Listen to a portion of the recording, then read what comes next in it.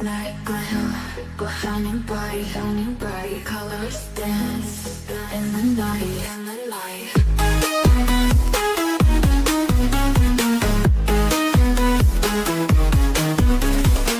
You don't owe them a thing, it's not up for debate. That right? Hey guys, can you hear me? I have like a little bit new setup today. And I was trying to get everything ready because I have a new desk and it's ready for the new computer. Hold on, let me just make sure we can hear.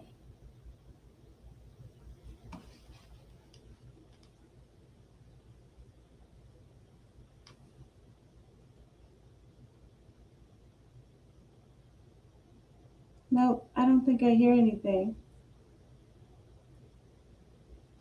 Oh my gosh. Okay, I got it now. All right, so welcome everybody. It's been a while. Oh, hello, Anna D. Welcome. Awesome. I'm glad you were going to message me. I would have said, I don't know yet. This was kind of like impromptu, but I'm glad I did. So good to see you, Anna.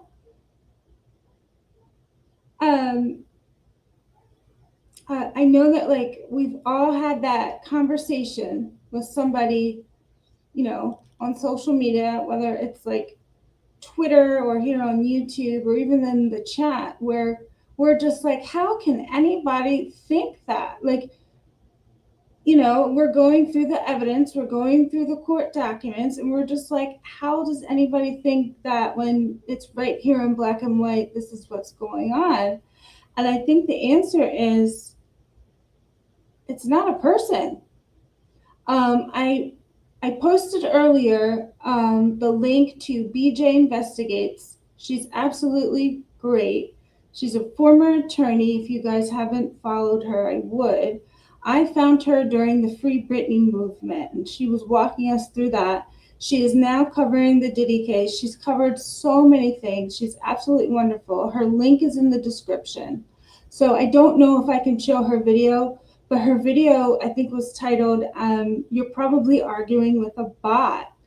And she went over this study that happened on Reddit. Now, it was before, you know, anybody realized that they were actually arguing with bots. And like the study showed that the bots are like, I forgot what the percentage is, but it's a large percentage higher than a human to change somebody's mind. And so this guy, he programmed a bot, and he said it took him under 2 hours to go and just start arguing things on Reddit, and he programmed it to be mean. And I'm like, oh my gosh, all day I'm getting bashed, you know, for like showing court documents and being like, hey, this is what the court document says. So stop listening to like mainstream media. I don't think you have it right. And I just thought that was so interesting. And, you know, I had a feeling that some of them that I was talking to on Twitter were bots. And sometimes I guess they are convincing and other times they're not. So in that Reddit study, in the beginning, nobody figured it out, but then people started to figure it out. Hello, Sandra, welcome. And they started to call them out on Reddit. And then Reddit came, I think, to apologize, and they like said they didn't know. I don't know if they knew, but there was this company, I think it was called from, I can't remember if it was a Swiss company or some kind of company that said that they were going to do a study. It was basically a study on humans, because these are all AI bots that are designed to be mean and argue and try to change people's minds. And I know that not everybody that we've talked to that has been really like mean to us, not every one of them is a bot, but like I suspect that most of them are. Like for a while now, I've always suspected there was this social media company or some sort of social media damage control, you know, because anytime something happens in this case that's really big for the defense, the bots and the guilters just come out of nowhere, and there's like a lot of them, and they come in waves depending on, what's happening in the case. And so, I mean, I've suspected for a while that I thought that they came from either they were like an organized group for damage control, but now I'm beginning to think there is a bigger group, and they really are AI bots. Now, again, not all of them. There's probably people out there who do think Bryan is guilty, but a lot of them are bots as well. And if I highly suggest you watch BJ's video, and she also says that I don't think she names any names, but there are some disgraces on there, and some, other personalities that we know that may actually employ these bots to like maybe improve their social media presence. So if you disagree with any of these, there's also another famous one, like she's a coffin digger and she's often on Twitter. I know that I've said a few bad things, like not like to her. Well, they weren't bad. I was just trying to correct her. I think I blocked her, or I got blocked, so I don't talk about her anymore. But I would like be like, no, you're actually incorrect about this, and then I would like say this is what the court document said, and then wouldn't you know, there's like 3 or 4 people on my post telling me how wonderful this coffin digger is, and I'm just like, what? And it was last week. I was kind of just going back and forth with this person, just kind of mocking him because he was mocking me. So I was just like repeating everything he said. And then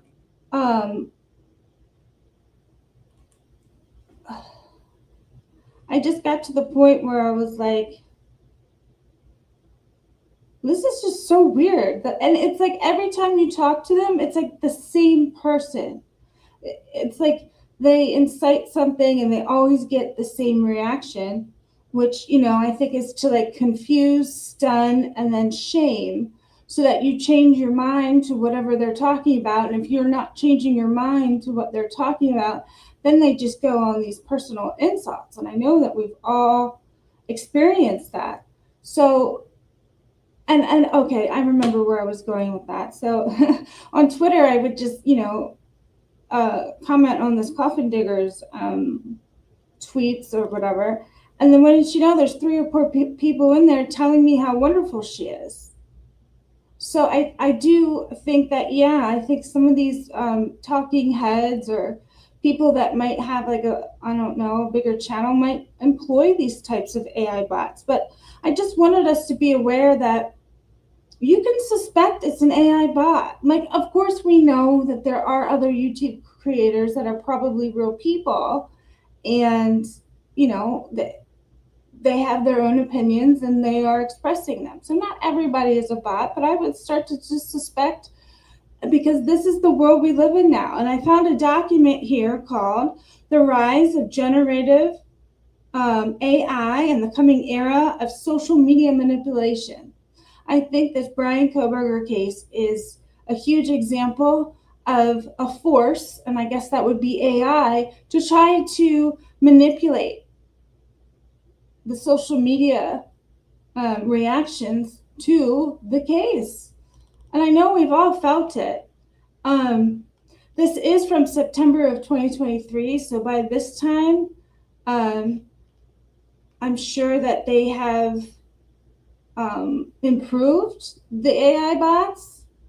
And, they did say that they are a lot better than us, than changing people's mind and probably being in an argument. And you know what? I'm not going to argue with that. I'm pretty sure that the AI can probably outsmart me. Hello, Kibo. Oh, it's so good to see you. Oh, really? Sandra said it happened to her on Twitter as well. Right. Definitely. I'm sure it did when you were talking about that. What is it? The beer bug. Yeah, of course, because in BJ's video, she cited some things that there is a lot of that in the political arena, because they want to sway like different people so that different laws get placed, and they definitely want to influence like the public perception and the public feeling about certain political things. So this is like really woven into social media now, and I almost hesitated getting on here because it is something that I'm passionate about. But then it's also like they're studying me, they're studying you. So as soon as we figure out, oh yeah, you're a bot, they're going to probably figure out another way to get around it. And and she also said that what if these AIs are creating beef? What if they like set you up and because there's something called astroturfing, which was a manipulative tactic in social media even before AI came on the scene. But at that time, it was a group of people who, and I think I was going to see if I can define astroturfing.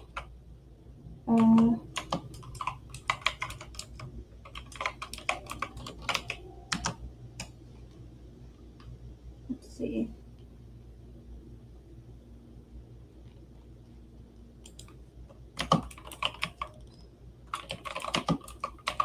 But I hear a lot of other creators, and they say, they're like, how could anyone think that? And everybody's saying that they're always getting bullied.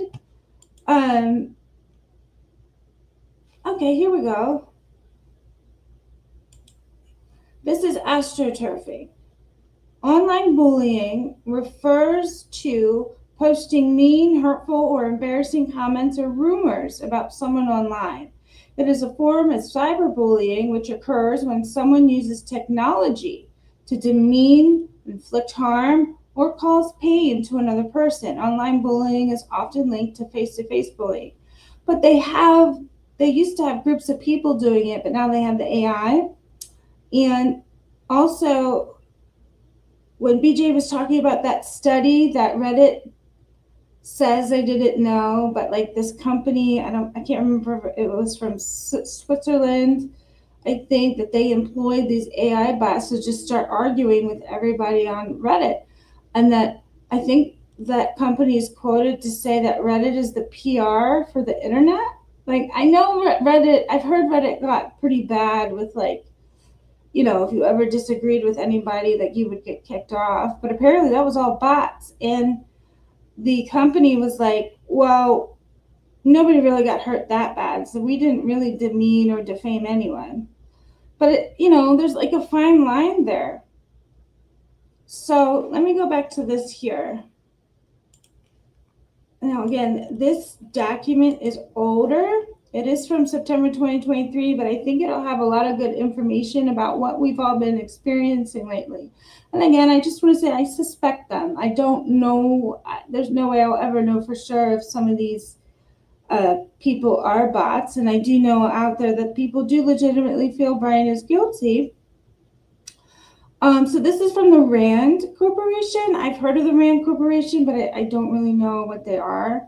It says the RAND Corporation is a research organization that develops solutions to public policy challenges to help make communications throughout the world safer and more secure, healthier, and more prosperous. RAND is a nonprofit, nonpartisan, and committed to public interests. That to me says they're into social engineering, and they would be the perfect corporation to incorporate these AI bots. So the table of contents here, let's see, the first one says a generational shift in social media manipulation. What is generative AI? What is the threat? What are the limitations? What should be done about generative AI? So let's see what it means when it says a generational shift in social media manipulation. And I do feel that there is manipulation, especially with the mainstream media and the neuro-linguistic programming. And I can notice a lot of them. Oh, Sandra says they come in groups and they are organized to swarm and attack. Yes, you're right on. That a lot of times I can see the neuro-linguistic programming, and I am not subject to a lot of it, but I did notice that I was being manipulated by it a little bit because I'm going to do a little aside first before I come back to this. If you haven't seen Lana's last, I think it's her last live, excellent, excellent, excellent. There were so many things that I could bring up. There were so many, like, just great things that she was saying.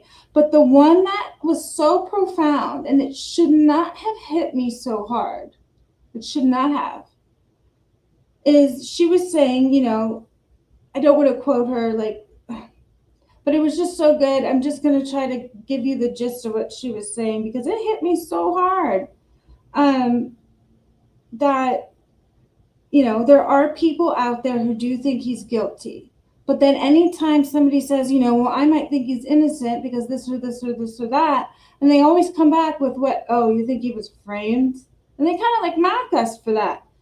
But she's like, you don't have to think he's framed. There is another legitimate reason why somebody could be innocent. And actually, you don't even have to go, he was framed. You don't even have to go police corruption. The other reasonable, legitimate reason somebody could be innocent, and it's probably actually one of the most important ones, the strongest one, and it's called reasonable doubt. I don't know why, but that hit me so hard. It's like the mainstream media is just throwing all of these reasons at us. There's just so many. We're getting hit with all of them that for a little bit, I forgot about, wait a minute, reasonable doubt is just as legitimate and even more so than being framed for someone to be innocent. And so they're throwing all of these reasons out there for us not to question or think about, there could be reasons here. And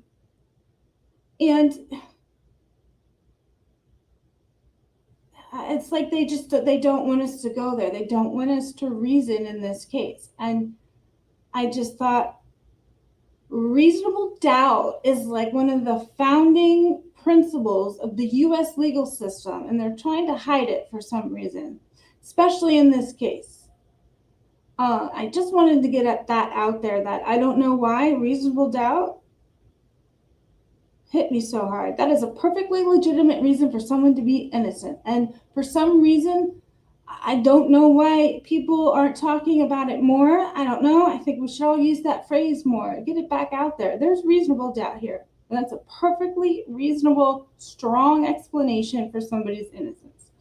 And it's like, we got to get back to the basics. We got to get back to founding principles. Like, so insane.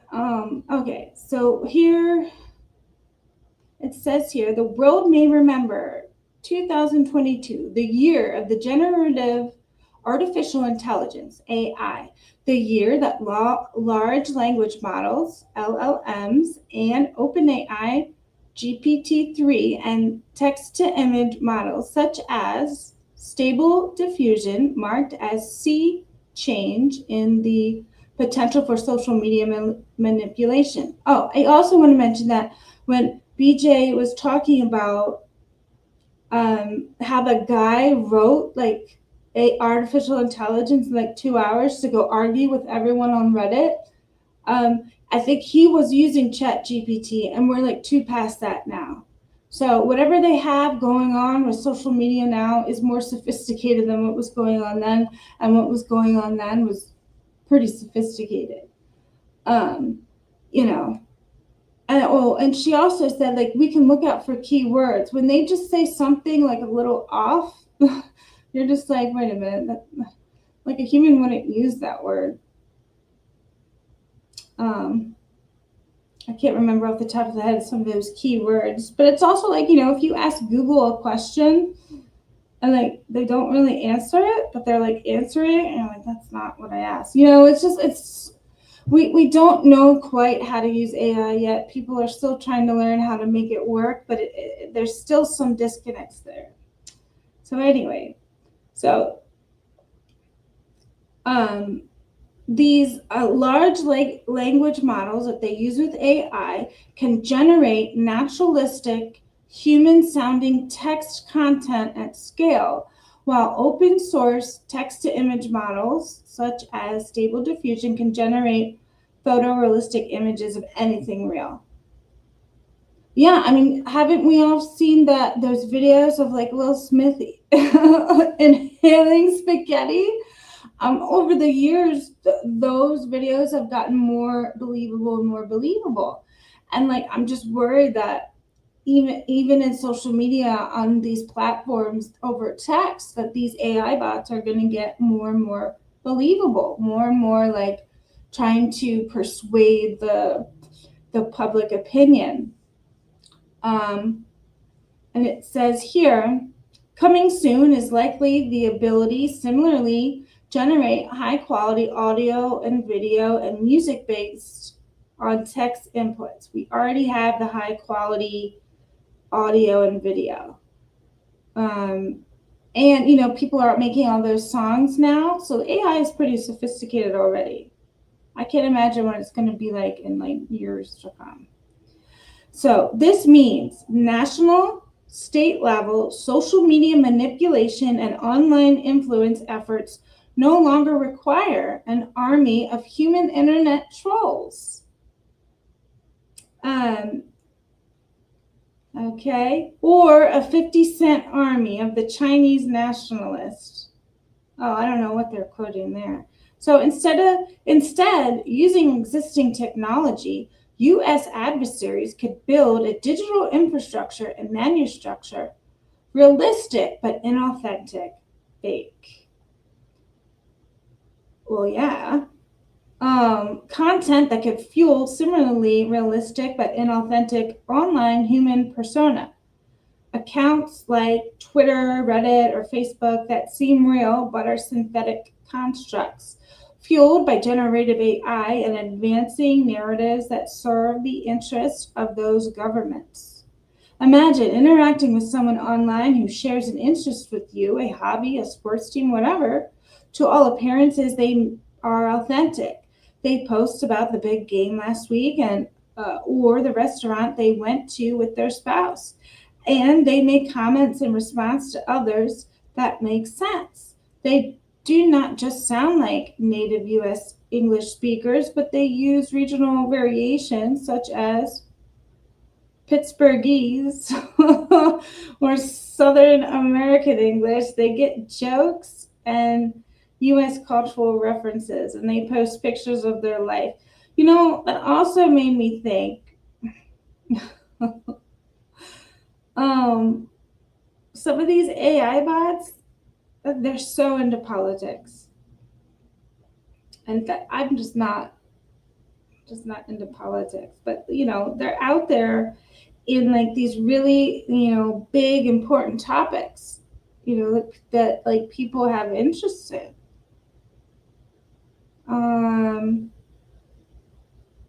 Yeah, so an online friend can do all that, and they can share their political opinions from time to time. And they'll make it clear and where they fall on an issue. And it's not just one or two people online, it's hundreds, thousands, even millions. Is it really that high? In fact, they are AI generated persona and represent a deliberate attempt to influence public opinion through social media manipulation. So I don't even know if AI can help itself. I mean, this Kohberger case is worldwide. I think it's the biggest case in the world right now. So of course, AI is just going to get into it. And I think when you talk about, when BJ was talking about this, I think there were some tasks that the AI was doing that they weren't programmed to do. And I forget exactly what they were doing, but it was kind of weird that they broke, whatever commands whoever created that protocol gave it. And I just thought, this is so interesting because I see people on Twitter all the time who are arguing with these things that are probably bots, and they get really down. And I don't really like to see that, but like there's these people who I've been talking on Twitter, forever. That's how I first started talking about this case. So, I really like talking to them on Twitter, and I see it everywhere, and it makes me feel terrible. And I know we've all heard other creators just talk about how the comment sections are just, they're just there's so many people in there being mean, and actually it's probably AI bots, because like I know, I just keep thinking. I know I've heard so many people say, like, how can anyone think that? Well, it's nobody thinking that. It's AI. So it does say here that, like, they go into astroturfing. So while generative AI may improve multiple aspects of social media manipulation, we are most concerned about the prospects for a revolutionary improvement in astroturfing, which is, as illustrated above, seeks to create the appearance of broad social consensus on specific issues. So, although Russia and China already employ this tactic, generative AI will make astroturfing much more convincing. Ultimately, the risk is the next generation astroturfing could pose a direct challenge to democratic societies if uh, maligned actors are able to covertly shape users' shared understanding of the domestic political conversation and thus subvert democratic process. So, like I was saying before, that like I'm pretty good at picking up neurolinguistic programming, because I don't like to watch mainstream media anymore. And even when we all watch our favorite creators, and they'll put on like clips of mainstream media, and then we hear what they say about the Kohberger case. But there's one in particular, I don't want to give the name, but they talk like we're all like little children, and they're like, oh, and here we go, oh, and this expert, and like they're so expressive, and I'm just like, I can't watch this. So I have to like click off, but I'm just like, so yeah, but then I have felt myself being manipulated, especially with a lot of these trolls, and especially because there's just so much being thrown at us with this case. And I know there's so many of us out there too that can see it, and we're trying to talk through it. And, I've, even though I was talking to probably a bot last week, it's been a really long time since I engaged with anybody, who was just like mean about this case and like giving me personal attacks. And I was and now I don't think I want to respond. I don't think, I think at this point you either, understand the case, you either think he's guilty or not, and then I just think we should just talk amongst ourselves, and we can try to figure this all out together, because like the study that BJ was talking about, humans, I don't know if they really change anybody's mind, but the AI will. So even if there's like a group of us and we're like giving examples and we're showing court documents, there's still going to be AI out there and some people that will never believe, or they'll never take it seriously. So I just think that I just need to ignore them. And like they're all the same. They all do that same thing where they like stun and confused and the personal attacks. I'm like, I know we've all felt it. But then they're like, no, we don't inflict that much harm. It's not harm at all. But it. Oh. So, well, now that I know it's an AI bot, I'm just kind of like, your script is all the same. So ultimately, the risk that the next generation astroturfing could pose a direct challenge to democratic societies. Let's see, I read that one. In contrast with previous improvements in social media manipulation, the critical jump forward with generative AI is in plausibility of the messenger rather than the message. To be sure, generative AI can be used to make higher quality false and deceptive messages. Oh my gosh, that sounds exactly what's happening in the Bryan Kohberger case. The mainstream media, some of these trolls online, they're grossly misunderstanding what's happening in the court documents. Sam just says, me neither. No TV for me for over 20 years. Yeah, I'm right there with you, Sandra. I don't have cable. I haven't had cable in so long, and I just don't watch mainstream media. Like if it's important enough, somebody at work or some, people talk about it, and I'll get it. Sandra says first they ignore you, then they laugh at you, then they fight you, and then you win. Right. Oh, wait a minute. I missed a comment from Kibo. Kibo says, raising awareness is important. Right. So I see friends out there who, you can tell when they're going back and forth that, they are getting a little hurt, by these mean comments. And I just hope that, just saying something about this, that somebody would, if somebody is being mean to you, that you might think for a second, okay, maybe this could be about, not every time. Of course, there's always mean people out there, but you can suspect it can be. So from now on, I'm going to suspect, especially when they're coming at me so mean, I'm going to suspect they're a bot, and then I'm just going to let it all roll off. Like, oh, I don't care. All right. So this is, however, an incremental improvement. What is radical is the possibility of a massive bot network that looks and acts human and generates text, images, likely soon video and audio, and we have that. I could bring up again that Will Smith. Oh yeah, I don't know what I was watching a video last week where they had put together all of those videos of Will Smith eating spaghetti, and each generation of the chat GPT or whatever AI they were using, how it got better over the years. And the latest one is it's so real. Like the first one, he's just inhaling it, and it does look a little, you could tell it's AI, it's off. But then as the years go on, the latest one, he's actually chewing, and it looks so authentic. It's kind of scary, but it's kind of funny too. But yeah, so this was written in 2023. So, and we're looking back at it, in 2025, and we have everything here that they're likely soon that we'll have.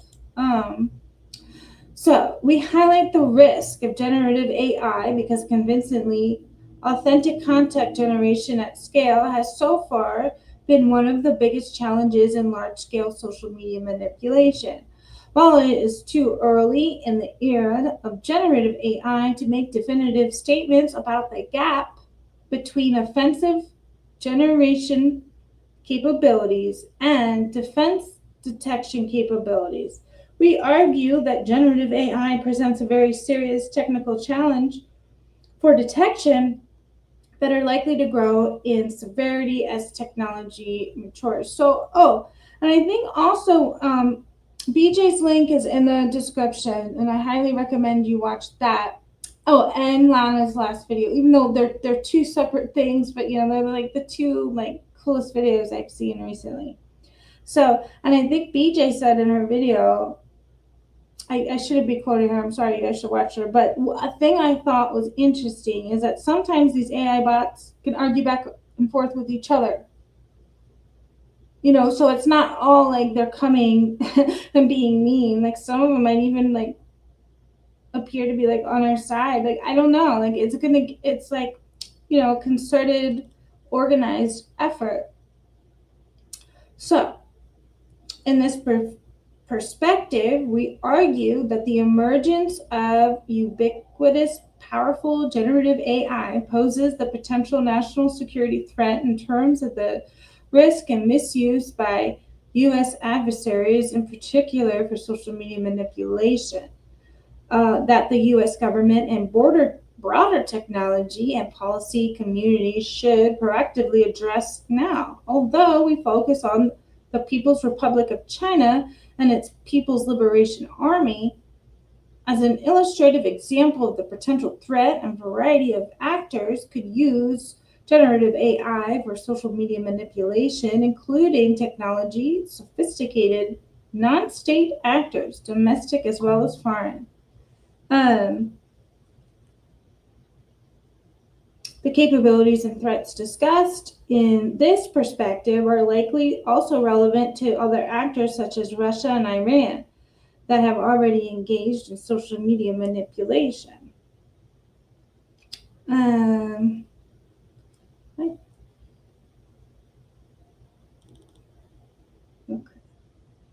just want to make sure. All right, so we begin with an overview of generative AI and that generational shift in social media manipulation presented by generative AI. Then we address the potential threat of generative AI for social media manipulation, including how generative AI will change and not change common social media manipulation tactics and how such changes might affect China's current approach in social media manipulation. Oh, that's scary. So, I don't know. What also reminded me is like, I don't know, it was like 10 and even 20 years ago, they used to have great sci-fi, and a lot of it was about these future things, and they did have like AI and you know, but they don't have that anymore. I don't know, when's the last time they came out with some good sci-fi or good horror? Well, I have seen a few good horrors lately, but certainly not um, as many as there were before. And of course, I don't know if we'll ever have an era again of the French horror in the early 2000s. They owned it. They were so good. I like that movie Martyrs, the French version. That'll scar me for life. I only need to see that once. And they made an American version too, but I just have a feeling that is just not as good. Because I watch foreign television and foreign movies, and then, the Americans will come in and they'll make their own version and they kill it. They absolutely kill it. And I guess that's just what happens. They take all the charm out of it. Because some of these countries and, their gender roles and the way that they speak, there's something charming and unique about it. And then, the Americans come in and they put all this CGI in it and they change the story. And the one in particular is called Let the Right One In. I think the original one, is it Norwegian or Swedish? And it's a love story. It's about, this vampire who looks like a child, because I guess she was turned when she was, I don't know, 12.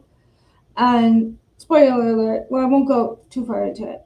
And so I can't explain it all, but it is a beautiful love story.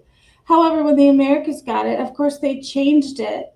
They added all this CGI and they turned it into this typical vampire thing. And I'm like, no, you took out the most important things about the story. I'm still bitter about that. I'm you ruined Let the Right One In. I think they changed the name to Let Me In. No, that's not even right. You gotta let the right one, because it's a love story. I think I cried at the end, but it's supposed to be a vampire thing, and I'm crying because I thought it was just kind of a beautiful but weird story. I don't know. I guess it's cultural. Anyway, I don't know how I got on that tactic. Oh yeah, because they don't make good horror much anymore, or any good sci-fi. Because I remember watching sci-fi, and there was the Sci-Fi Channel, and they would have all this futuristic stuff, where they would be at this futuristic living facility, and things would be all electronic, and there would be AI, and yeah. Anyway, so in this perspective, we argue that the emergence of ubiquitous, powerful generative AI poses a potential national security threat in terms of the risk of misuse of the U.S. adversaries. I think I read that. The capabilities and threats discussed in this perspective are likely also relevant to other actors, such as Russia and Iran. That we begin with the overview of generative AI, the generational shift in social media. Oh yeah, right. And its effect on China. But we provide an overview as an introductory baseline for a broader readership. We then provide an overview of China's indigenous generative AI capabilities, explore Chinese military writings that provide insights into how China might leverage these new capabilities, and consider what this might mean for the future Chinese efforts against Taiwan, and illustrative case studies for this new risk. We also address the Limitations. Okay, we conclude with recommendations. This perspective also breaks new ground in understanding the concrete evidence for the People's Republic of China interest in leveraging emerging technologies for social media manipulation and of the potential implications of generative AI, the adoption and employment. Okay, let's get down to the good stuff here.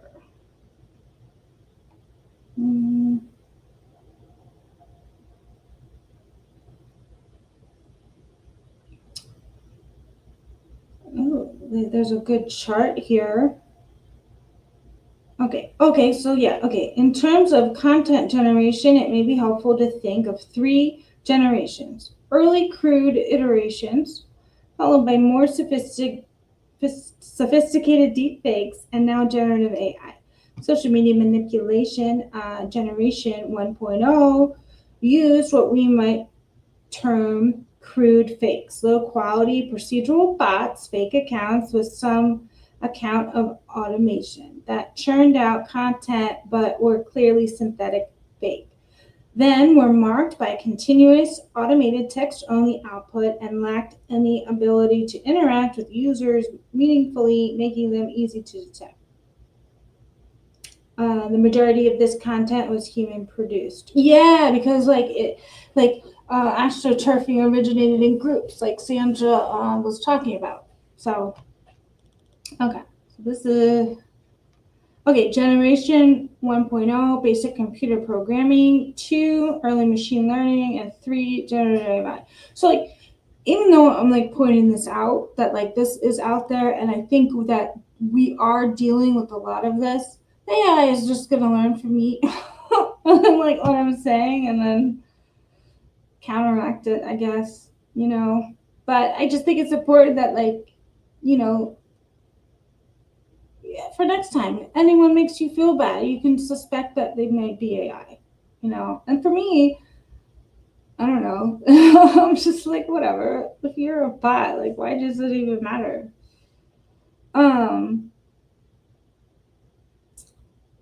Yeah, let's see. A lot of this, it doesn't really need to be bad, but what's this here? Authenticity generative AI means social bots can act in ways that appear authentically human. For example, by engaging with other accounts in tailored, highly cogent ways, or by generating custom and realistic pictures. While generative AI social bots may be exposed as non-humans over extended interactions, they can produce remarkably human interaction in short exchanges. Yeah, I remember months ago, I think it was one of those times where they were out in force, and I would just call them out for a bot, and then they would leave me alone. But this last time I had an interaction, they were calling me a bot. I was laughing. I was like, I'm not a bot. And then I was calling them a bot because I was just kind of just repeating what they said. And then they go into oh yeah, you're a psycho. You want somebody who's bad to go back out on the streets. And I'm like, wait a minute. That's the same text as they all say. They all say that. Oh, and then I turned it around. I was like, you're a Bryan Kohberger lover. They didn't like that too much. But, it's just I don't know. You just repeat it to them, I guess, too. But, and then I'm like, it's not even worth engaging. It's such a waste of time, especially if these bots, this AI, it's just meaningless stuff. So. Labor replacement, social media manipulation, generation 2.0 involved a performance of trade-off between more authentic content and greater labor requirements. The more authentic convincing you wanted to make your efforts, the more human labor you had to invest in. The less you spent on human labor, the less authentic the content was. The high authenticity of generative AI replacements most of the human labor needed to conduct social media manipulation. Scale at lower cost. Generative AI scales well, although there are likely to be upfront costs in customizing and deploying social media manipulation. Yeah, like after you pay for your AI, it like pays for itself. Like I don't know if you have to have like a monthly subscription or what, but you know the disgraces of the world and these coffin diggers, they definitely have it too. Like I don't know. I think it's like part of like your public image package when you have like a media manager or whatever. Okay, and then as this goes on, there will be lower detection. I don't know if we'll be able to notice it as much. Yeah. Okay. So generative AI is not perfect. It's definitely getting better. So what is it? So what is this generative AI they're talking about?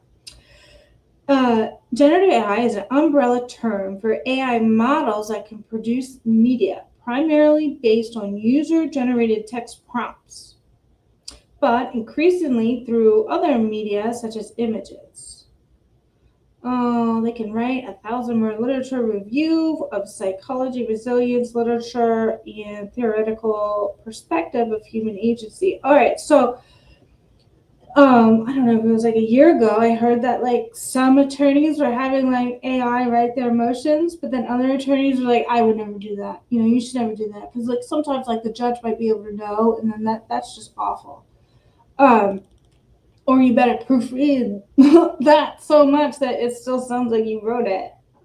And then I also saw on Twitter that like somebody was saying like I don't know if I believe this. I don't know. I don't think so. And he was just saying like you should make your AI like your personal AI like your personal assistant. And like he was having a really good like philosophical conversation with it. I'm like oh like you. I mean I guess in some scenarios, but I don't know if I would make it my friend. Like I it's just yes, it's not good, but I just want people to know that like it's okay if this happens, don't feel bad, but also know that if somebody is making you feel bad, that it might be a bot. And for me, that makes me feel better because it's like I don't think another human would be that mean, you know. But I felt how mean these AI bots can be. So it's like it's just unnatural. And oh yeah, and like I was saying, because I've started to see people be like, it must be exhausting for you to wait around for someone to talk about Bryan Kohberger so that you can come talk about Bryan Kohberger and post on Twitter posts and post, in the comments section on YouTube. But now I'm thinking nobody's waiting around. It's AI waiting for, commands or like people to write in the keyword Bryan Kohberger, and then they turn on and they start doing it. So, nobody's waiting around. It's just AI. um, let's see if we can get out to some more good stuff. So they're gonna fine tune, right? They're gonna keep up with it. And they're like, is it a threat? You know, some of this AI stuff can be scary, but you know what somebody said, and I think it made me feel a lot better, is that no matter what happens with AI, people still want that human experience. And I know that like when I'm shifting through YouTube, I can't stand those AI videos with those AI voices. And like there's like no face and you just have these pictures.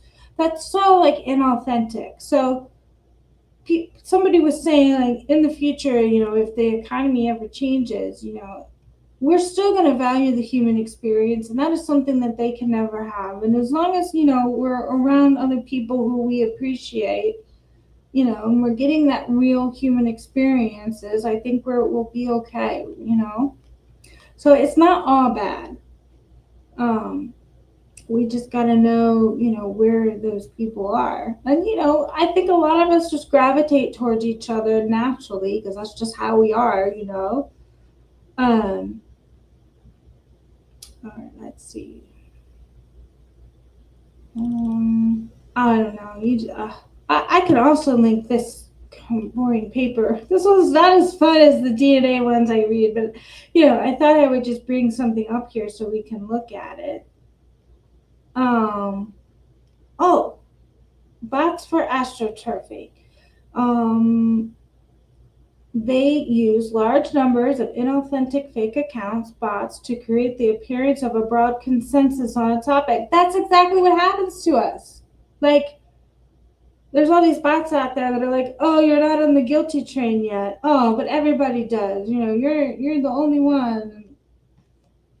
Okay, here's the potential implication of that. Likely to increase dramatically, since it'll become orders of magnitude cheaper to produce convincing, unique content, and thus will be harder to detect. All right.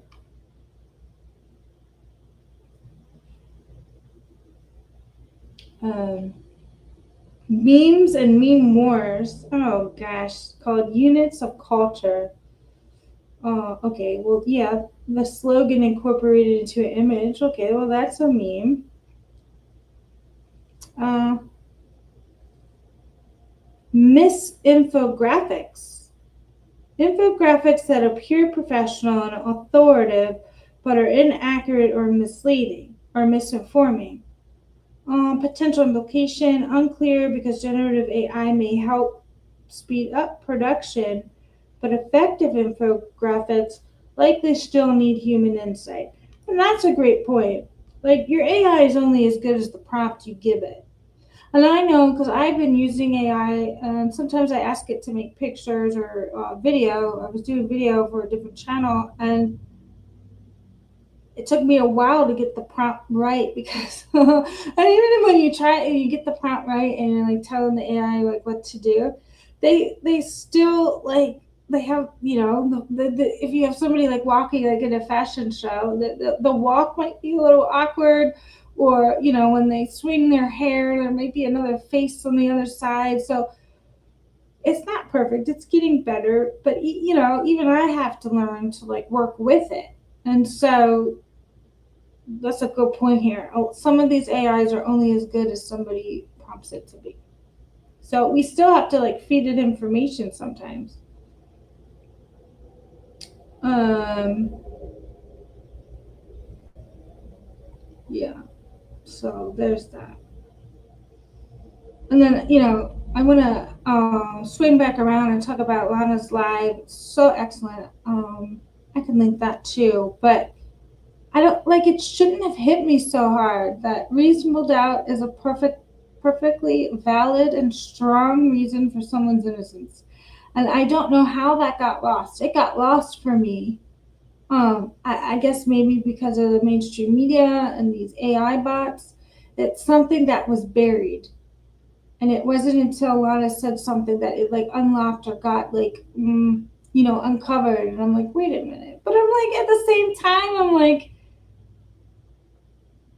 it shouldn't be this profound thing because that's like um, the fundamental principle of our U.S. legal system.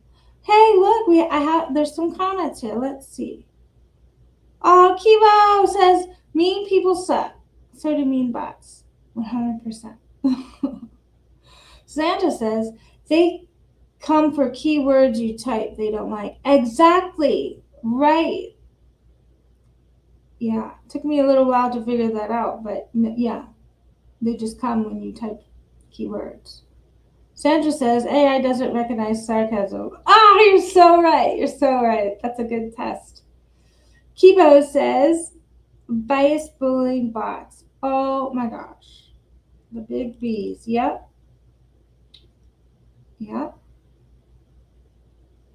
And I don't know if you guys are on Twitter, but there's a few famous, well, they're not famous, just like people know like how mean these people are. And actually now I'm thinking they're probably bots because they're always there disagreeing with everybody. They're always trying to correct.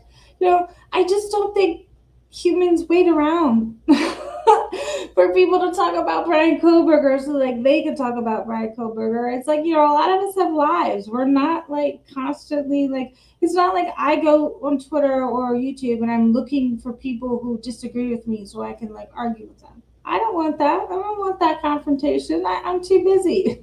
I want to keep learning and keep contributing, and I want to learn from others, and have a positive experience instead of having all these just detractors and distractors, and have this negative experience.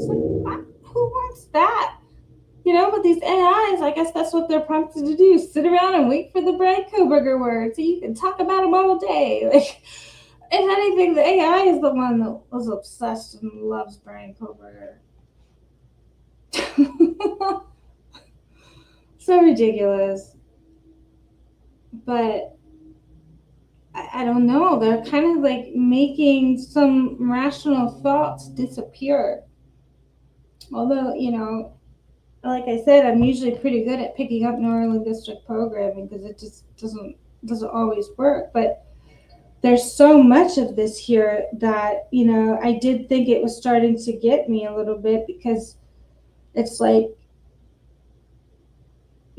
a lot of us here, we like to reason and we like to like think things through, and the more that we have this information thrown at us, the more that some of it does sink in. There's so much information thrown at us. It's overwhelming at times. And I also see people who are still like going by the PCA, and they're still trying to like say, well, this happened there and because that happened there. It's like, when do we come to a point when we realize the story did not happen like that PCA says? So we really have no idea what happened that night at all. We do know that Ann Taylor is trying to get out what happened that night. She's even offering up alternative suspects. I do think that a really good strategy for her is to investigate what happened and find the evidence that the prosecution didn't. Irrefutable evidence that there are alternative suspects out there. Because what other option does she have? Usually, it's not on the defense to prove someone's innocence. But somehow in this case, I don't know if it's the influence of these AI that's making things that are normally not as difficult more difficult. And I can't imagine how difficult Ann Taylor's jaw is right now. But the smart move is to try to investigate what actually happened. And something is about to shake loose. I think we can all feel it.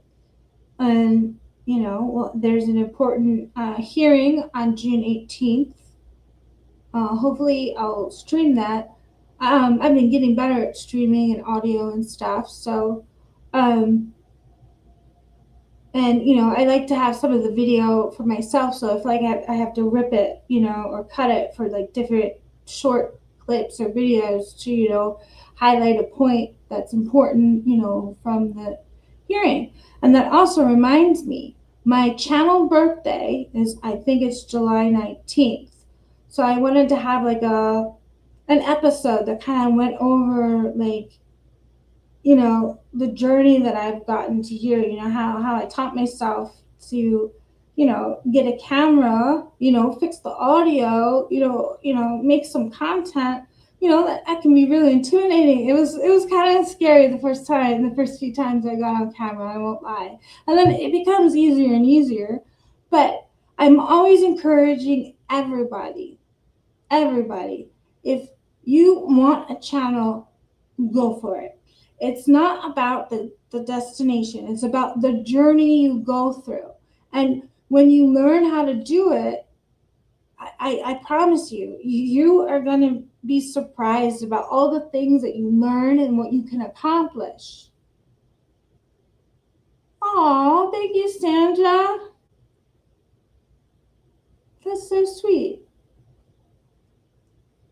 Yeah, and I've gone through many challenges, with the channel, and I've gone through so many growth, and just, meeting everybody, meeting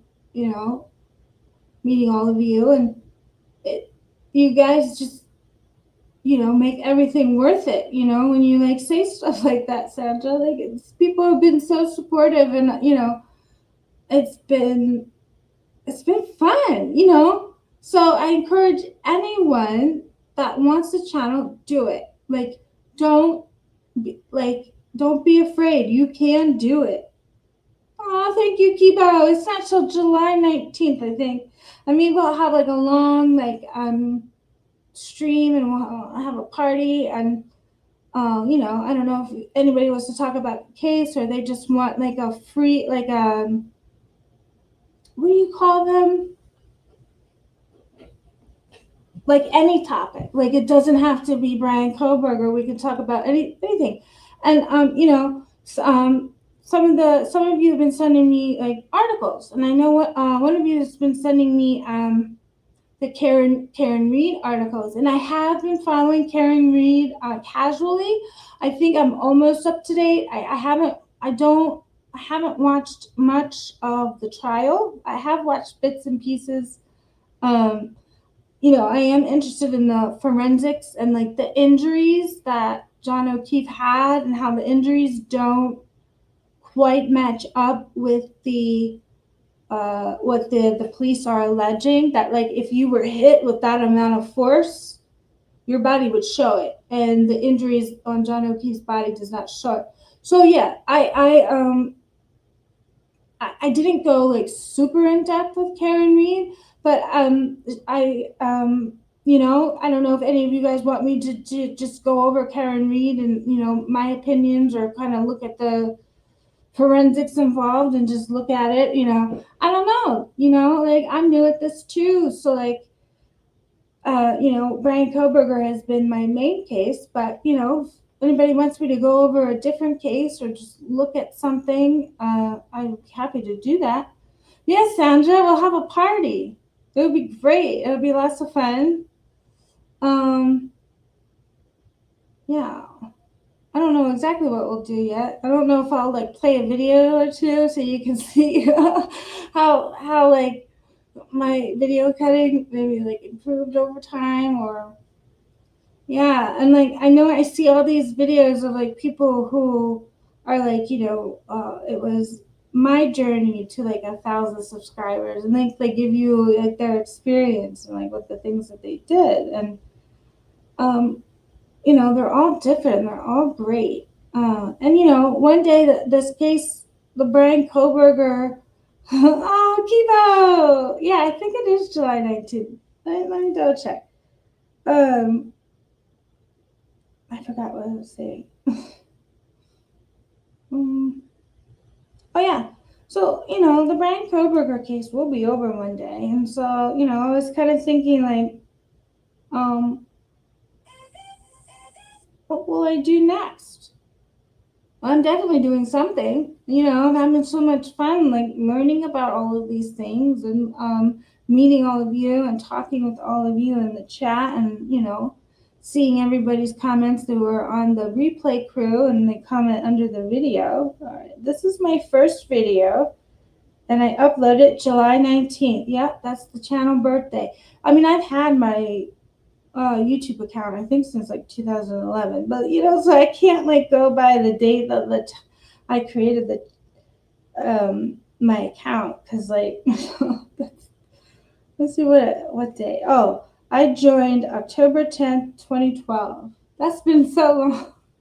But that's not the birthday. The birthday I consider the first time I uploaded a video, and it was a DNA video, and I picked a song from CapCut that was like a dupe of like Usher's "Yeah," there's "Yeah, yeah, yeah, yeah."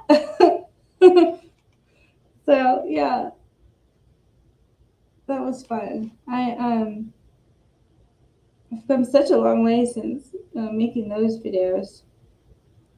And I've gotten better at making graphics, and I've been looking over at Twitch. Because there's some creators who can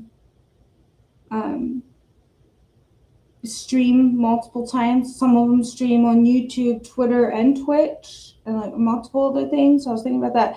And I don't know if many of you have seen my shorts lately, but I am building a computer. I was thinking about like making a video about my trials and tribulations of building this computer. So I don't know if anybody would like to hear about that. I wasn't sure if like I wanted to do that for members only, so that people who are actually interested in like how someone like me could like learn about building a computer, that like you could see it on members only, or if like people care about that, I can make a whole video, you know, um, because okay, Sandra, because I noticed that like sometimes when I live stream, it would lag, and like I thought it was my laptop, but later I think I figured out that it was my internet. So now I'm plugged into the landline, so there shouldn't be any lagging. But then sometimes if I have like more than one tab open, the laptop, will get all slow and it won't want to do anything. Then it says like I don't have any like memory. You know how like you do that like Control Alt Delete, and then like the disk is like at 100%, or like it's just going off, and all of these things are ticking. So it'll do that. So I was like, all right, I need a new computer. So I remember telling Diane to IDAHO4. She has a great channel. I can link hers too. I was like, Diane, I have to shop for a new computer, and like I don't know what to look for. And I was like, I was doing all this research, and like on Reddit and like just around the internet, and they're all like, you should build your own computer. I'm like, I don't even know what to shop for, let alone build something. Like, what do you want me to do? Like, I don't want to build. Like, I don't even know what to shop for. Like, can we start with like the things I need to like have enough power to like live stream, and like if I need to go like 4K, or like what are like the basic requirements of like streaming? I'm like, no, you just build it. I'm like, what?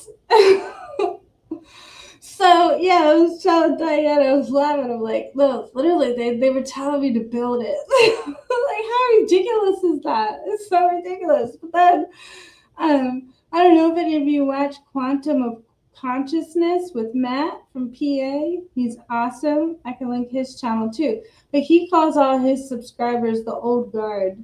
And the old guard are the highly trusted and the ones that have been around for a long time. And he's always like, well, I know the old guard will understand this, but if you're first grade and you're new to conspiracy theories, you may not like it. But the old guard gets it. The first graders who are just getting into this, that they have a hard time. Anyway, I keep saying that like I had to contact the old guard for so many things while I was trying to learn about this computer, and one of them has been here like almost every weekend.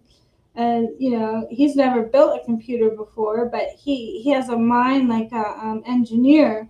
So just all his life, he's taken things apart. He looks at the components and he's able to put it back together. Like, I don't know, that's just how his mind works. So he was looking at all the parts. He figured out quickly kind of like where they go. I'm like, wait a minute. Can you repeat that? Like, how do I do that?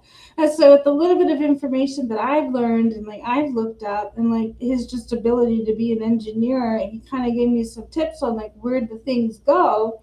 And then I was also asking other members of the old guard like other questions on the internet, who are highly trusted. And I was like, oh, what do I get? Like, do I get this? Do I get this gaming card? Or I keep calling it gaming card. It's a graphics card, or, like what kind of, all the stuff. Like, what do I get? And I'm sure that some of the old guard are like sick of me asking questions like, oh my God, you haven't built your computer yet. I'm like, this has been a couple of weeks where I gotta make sure these components work. Like, what if I put this computer together and I blow up the apartment, or like it just doesn't turn on?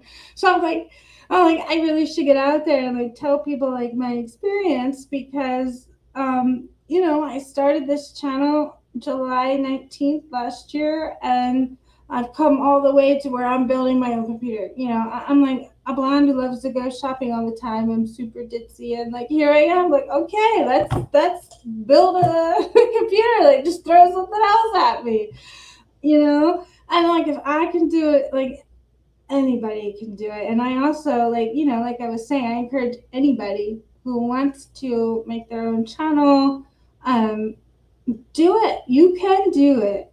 And it's all about the journey and like how you grow, and you will like surprise yourself. You know, you can do anything. Just keep going. You know, and there's a lot of creators out here who are very supportive. You could ask them all kinds of questions. You know, at any time anybody has a question, I'm always right there to answer it. You know, and I'm still learning how to use CapCut and to cut videos and everything. Some people have questions about how do you cut video? Like, what do you do in CapCut? And like, I'll send them screenshots. And walk them through the steps on like how to do the specific thing that they're asking, so that when they upload the video, it will it'll be kind of how they want it. So, and I've asked so many people questions that they've supported me, and that's really special about, the human experience and like how we all kind of learn from each other, and we're like adding, we're not like the detractors who are like detracting and like being mean, that we're all trying to contribute something and go forward and build. And this computer, oh my gosh, all the parts are here. So now it gets real. I got to figure out what day I want to do it. And like, I was thinking about if I wanted to live stream it, but I was like, no, I don't want to live stream it. We trying to put computer components together. Like, no. So I think I will record it so that like I can cut it up into different videos. That when I know I did something right, you can kind of see how I'm like sticking things where. I never in my life did I think I would ever build a computer. Never. Here I go. The old guard was like, no, you should definitely do it. I'm like, oh. So luckily there's a lot of you in the old guard. You're highly trusted and you've been here for a while. And I always see you guys in the comments and everything, and I recognize your names, and you guys are just so great. Yeah, so I've been a little MIA lately because my mind has been on this computer, if you can imagine. So yeah, so I guess I will make a video about my experience in doing that. Seriously, if I could do it, anybody can. I don't even know how I figured some of this stuff out. Lots of help, lots of questions. But it's real now because I gotta put things together and hope I don't burn down the apartment. Knowing me, I probably will. Oh, okay. So one thing I was surprised to learn, because I was watching some of these like gaming influencers. Oh, I remember where I was going with this. While I was learning about how these computer parts go together, for YouTube and streaming, basically what's out there is a lot about gaming and how you get on Twitch and how you stream on Twitch. And so I don't need like a so powerful computer, like as if I was going to game, but I do need parts that are close to it, because if I want to stream and have like a smooth stream that's like at 4K and very clear, and easy to see, and I need a machine that can handle that. So everything's just kind of lumped into gaming, and so I learned so much about gaming. I'm like, let me look at Twitch because it's all about gaming. And so as I'm learning about Twitch, another creator, CJ Media, Investigates in Media, he is a great creator. He actually did my background. Thank you, CJ. I love the sparkly and the DNA helix. He was actually just getting into Twitch too. So there was one time he went live for the Kohberger case, and he was live on YouTube and Twitch. So then I went over to Twitch to support him in that chat, because bringing over your fan base over to Twitch, can be it can be difficult at times. So if I was over there, maybe a few more people would come over. And I'm learning about Twitch. Like, oh my god, it's I had one of the old guard here over the weekend. I'm like, look what I found. Like, I don't understand it. How do I do it? It's so ridiculous. So I'm learning about Twitch too. And then I thought, well, what if I play a game? Like, I'm not a gamer. Like, I played a little bit of games when I was like, younger and a teenager, and I played a game in college, but like, it wasn't like, I'm not like all into it.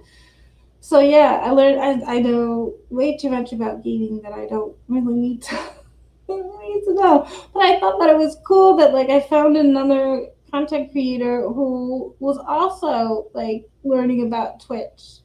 And so that was fun. So I thought, well, you know, maybe I can stream on YouTube and Twitch at the same time, and that will be fun. And as I'm learning Twitch, it's becoming easier. It's not, I mean, it's not like YouTube, but it's kind of like YouTube. I don't know. I don't know. Let me know if anybody uses Twitch, because it's all new to me. So, hey, yeah. And they have a podcast section, and so CJ was in the podcast section, but then they have this section called Just Chatting, and there's like over like 500,000 people in it at once, and it's like the most popular category on Twitch. But I would thought Twitch was about gaming, so I thought like all the people would be like watching all the gamers game, but apparently no, they're in the just chatting category. Um, some of that can be a little crazy too, but some of it was cool. That you just go over there and you just start chatting about like whatever you want. And that's kind of cool because like if you ever need like somebody to hang out with or somebody to like be there, they're there and you can just kind of like we are now, we're kind of keeping each other company, which is so great. I love that. I'm so happy when you guys are here and we're just kind of hanging out. Yeah, and I have a new setup here. Before I was filming over there on that wall, but my work desk was over there, and I was like using my work desk, and then I was like pushing over that keyboard and pushing over the monitor and then putting my laptop on there because I can't use my work computer to stream. So it was like a dual desk, and it was like a lot of work to like push the stuff off the desk to like make it my YouTube desk. So then now I have a whole new desk and there's a whole new wall behind me. I was trying to get the camera right, and I have multiple screens now, which is awesome. Because like every time you stream on StreamYard, it asks you when you want to share. Like when I share these articles, they're like, it's easier if you have two screens. So I was like, I don't have two screens. Like you gotta do what I want. But now I have two, and I can see the chat and I can see my article all at the same time. It's great. Um, yeah, and I also have to show you guys. So when I was like learning about building the computer to die for, hi Diane, welcome. I was just talking about you because I when I was like researching how to make a or shop for a computer, that I was like, Diane, I really don't know what computer to buy. I was like, I was reading Reddit and I was reading around the internet, and literally people are telling me to build it. Like, how do I build a computer? So I was telling everybody that story. Yeah, two screens is definitely worth it if you're going to stream. And everybody, To Die For is one of these brave members who did start her own channel, and I'm so proud of her. So and Truth Truth and Justice with Anna D. She started her own channel, and I encourage anybody who wants to do it. And today, you are a great video production. You're great at cutting and making your own videos. Like you just surpassed me in the graphics department. It was so great. Your ears are ringing, right? Yeah. Like, I was like, they want me to build a computer. I remember laughing hysterically because I'm like telling you, like, why are they telling me to build it? Oh, so ridiculous. So yeah, I was just telling everybody that my channel anniversary is July 19th. And I was gonna do like a party and like, a live stream, and like we could talk about whatever we want, or we could talk about the Kohberger case, and I also wanted to do like a separate video of like my journey from like starting until now. I can't believe it. I'm gonna have a new computer set up. I'm gonna have, now I have my own YouTube desk.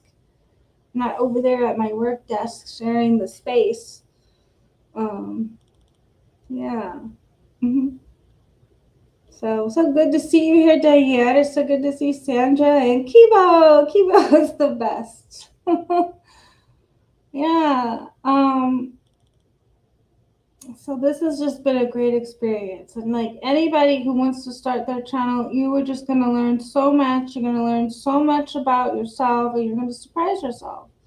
You know, um, and I needed a little courage. The first time I did a video and I uploaded it, I wasn't live or anything. I was kind of like, the sun's out. I look pretty good in this light. Let me see if I can put a video together. And I did. And then I uploaded it. I was like, oh my God, that's my first time with my face and everything. Oh, good. I will count you in, Sandra. I'm so excited. I will probably make like one of those reminders where you can hit notify me. Hopefully it'll be a few days in advance. So, or I don't know, a few weeks in advance. Once I figure out what kind of thumbnail I want, to, kind of, tell all you guys in a thumbnail that it's, the channel birthday, we're going to have a live stream, we're going to have a party. Oh, thank you to IDAHO4. So, we got to get you to start live streaming to IDAHO4. And, if you want me to come guest on your show, I would love to do that. And we can live stream together and just talk about the case or whatever.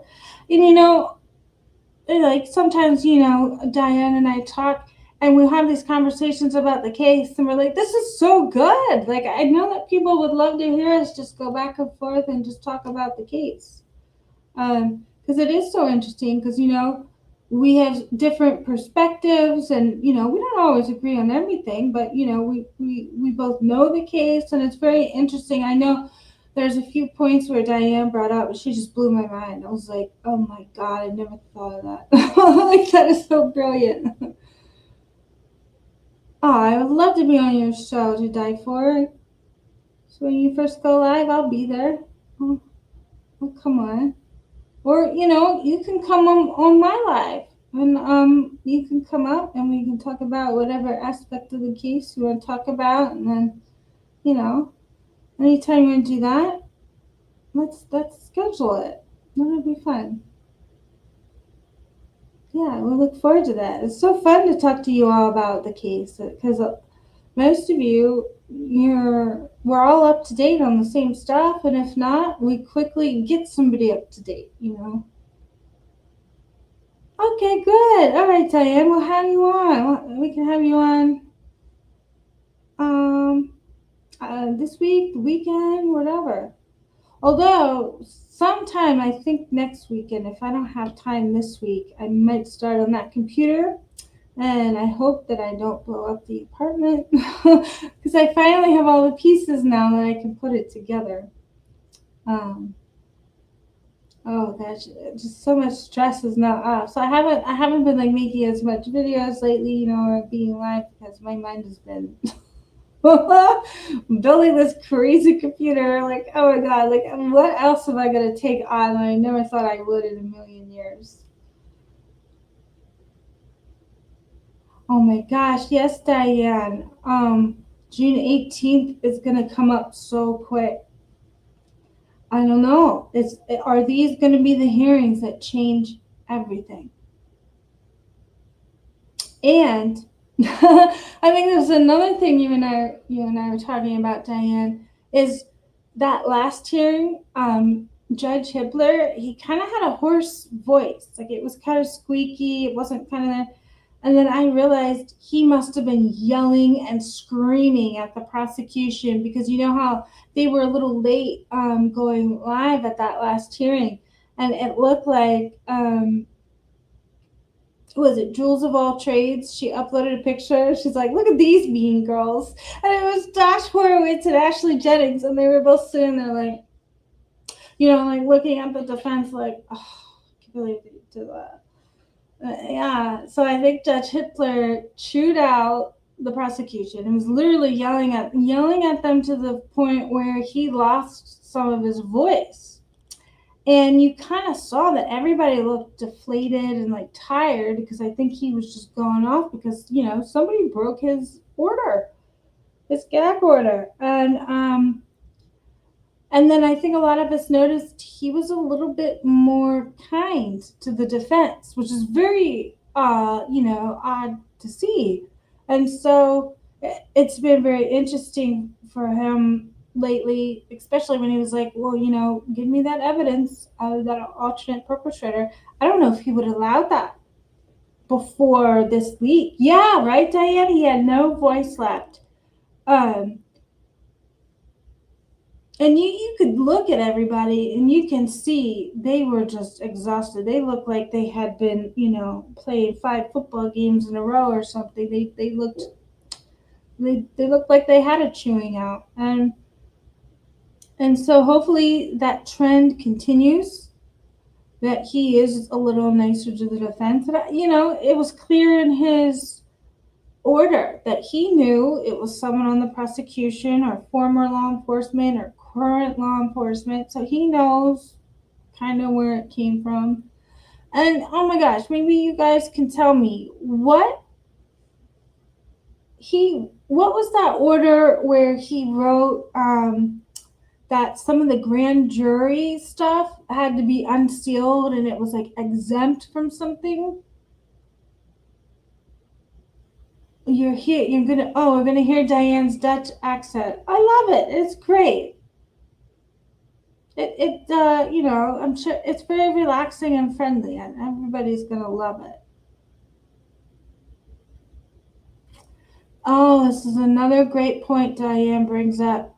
The G's have never been so quiet, and you're right, because they had that hearing, the role of a victim, and Hitler was probably screaming at him too. So yeah, Hitler knows that there's something going on with the G's and the prosecution or law enforcement or former law enforcement. If you haven't watched CJ, Evil CJ Investigates in Media, he has a great theory on who is the leak. Very well thought out and supported theory. I enjoyed hearing about it. And that was the time when I went over to Twitch to support him in the Twitch chat room, because you can link up your different accounts on StreamYard and in OBS. So once you sign into your account, your YouTube account and your Twitch account or your Twitter account on StreamYard, you can just start streaming everywhere. And the chats are integrated. So when I said a few things in chat over on Twitch, I do think everybody here on YouTube could see it. So my name came up a little different because I'm Audrey DNA over there. And here I'm Audrey C's DNA podcast. So I was like looking in the chat, I'm like, my name looks different. Well, I didn't realize at the time, but it's the Twitch name. Oh, Sandra says, yes, CJ has figured it out in Sandra's opinion. Yeah, so you caught that episode. That's great. Or he had a few episodes on it. It's very compelling. Now, Sandra, remind me, what was he the captain of Washington or the capital of Moscow, or the captain of Moscow? So it's like you have one police chief in a U-Haul driving things away without bagging and tagging it from an active crime scene. And then you have the captain of the police force leaking everything from the case to the media. Like this is a circus show, right? That's just a complete circus. When does the captain of the police force, and wasn't he the original? Please correct me, Sandra. Was he the original investigator, the lead investigator on this case too, before they assigned Kane? Yeah, who do you think, Kibo? Right. Diane says don't forget they all resigned. And isn't that strange? the biggest case of your career, you're going to resign, you're going to retire. Like, if that was me, I'm retiring, after the biggest case. And one of the old guard was giving me the example of football players. What was it, Peyton Manning? The only time was it New England had won a Super Bowl in, like, what was it, 16 years? He retired that year. He went out on a high. Ray Lewis of the Ravens, he did the same thing after playing with the Ravens for many years. He won a Super Bowl and he retired after that. So, like, you retire on a high note. So, like, after your biggest case, that's when you're like, all right, well, I'm going to retire. Fry did not want to be the scapegoat. Interesting.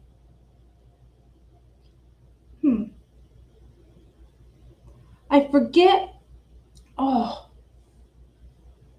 what's the guy's name, Sandra?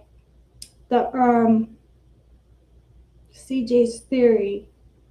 My mind is blanking. Let me see. Look up CJ here. There we go.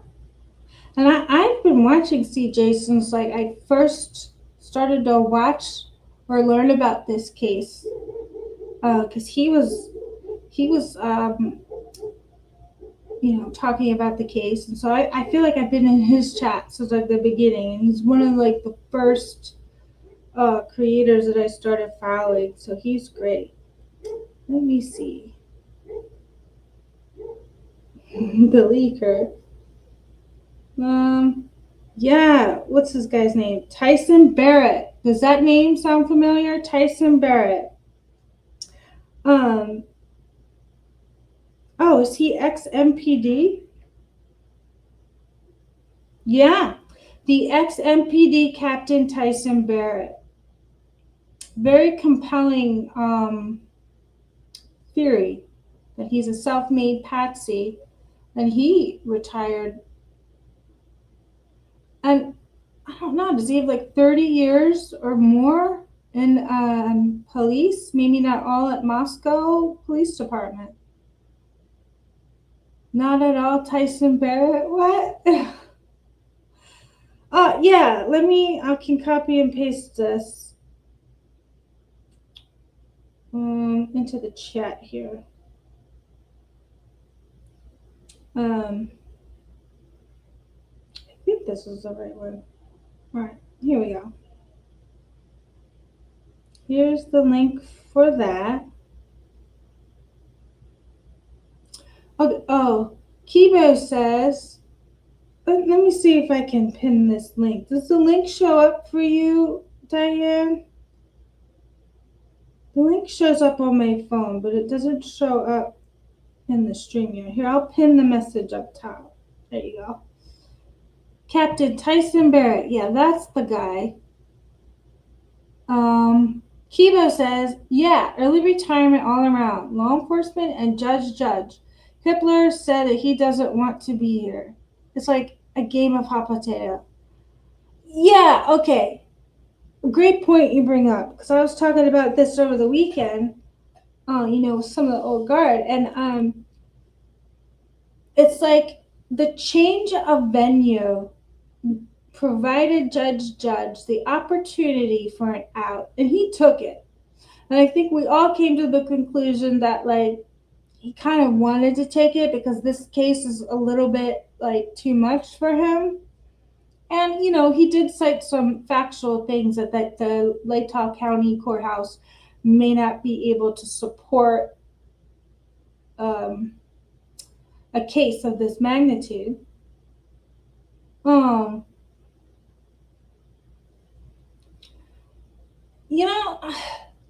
Diane asked, did he have access to the phone? I feel like since Tyson Barrett was the captain and he retired, I think he still has ties to law enforcement, so he was able to kind of like play both sides. He probably had full access to all of the evidence, because, like, I can't really see the rest of the Moscow Police Department be like, get out of here, Tyson. You can't look at any of this. I just don't think that would happen. I think that he could maintain his tie. I could be wrong. I could be very wrong. This is just my opinion, though.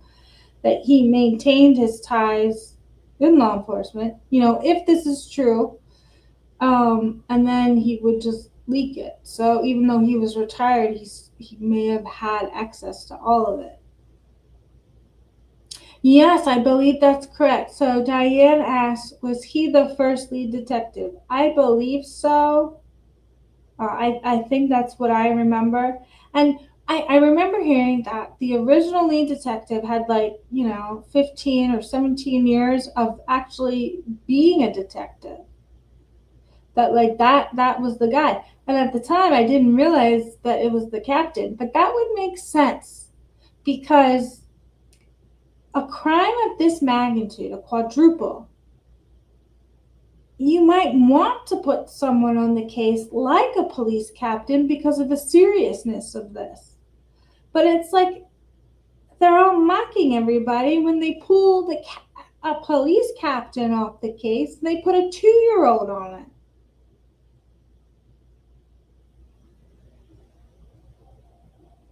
Yeah, so To Die For says, remember an original lead but not the name. Right.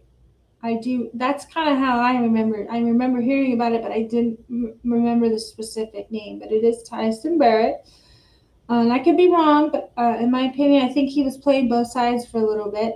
And CJ brings up a great point about why he may have chose to do that. So I won't give any spoilers, so you guys can all go over there and watch his compelling theory. Little Pain, that little guy. Oh my god.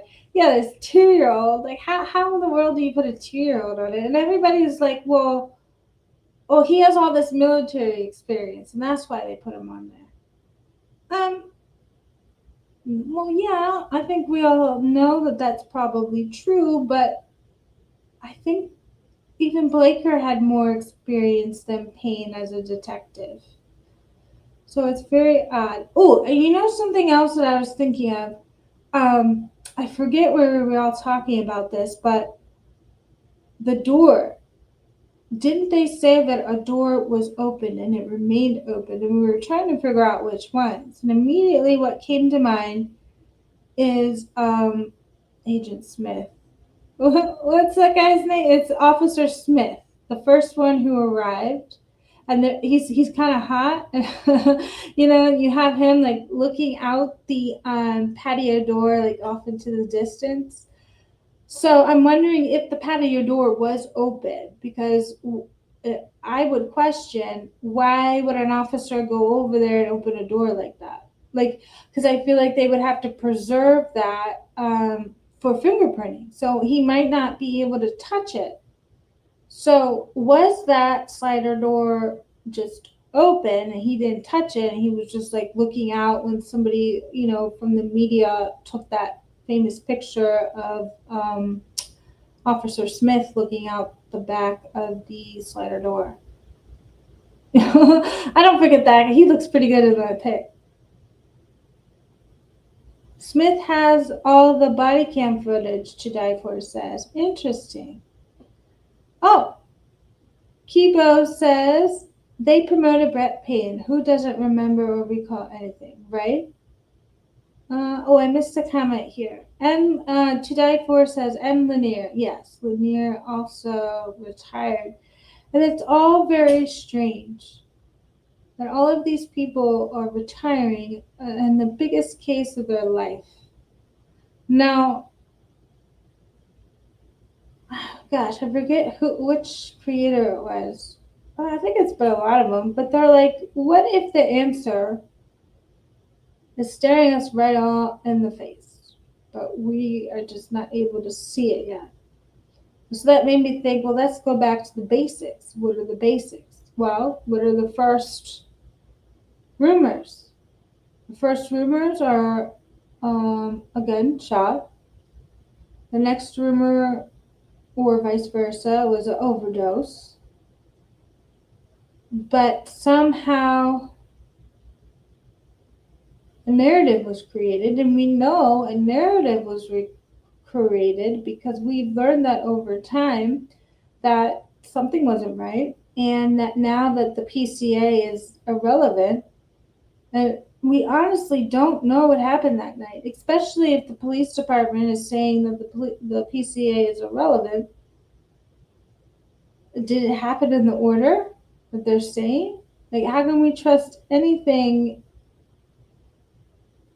um, that any of the events are true in the PCA? And if we're questioning some of the events or the order or the timeline, what makes any of that information, relevant anymore? So I don't know. Yeah, Diane's mentioning the 4chan. Um, yeah, and that was early on too. And don't they say a lot of the truth comes out in the early footage of the media and police statements? It's usually closer to the truth until they create a narrative. They definitely did in this case. Um, and I learned and I think a lot of us did, that police can lie to us. And we know they did, especially at those first few conferences. They said the roommates were on the first floor and they were asleep. And we know none of that is true.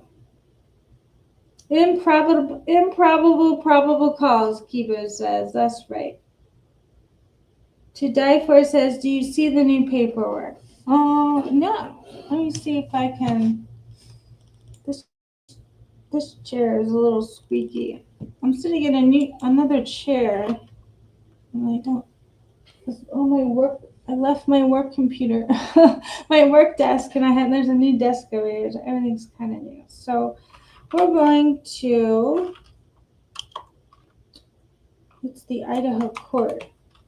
Idaho cases of interest. Oh, not in the docket. Wait, go to Sarah's ex. Oh. I might have something else to show you guys. Speaking of Sarah, let's go here. X.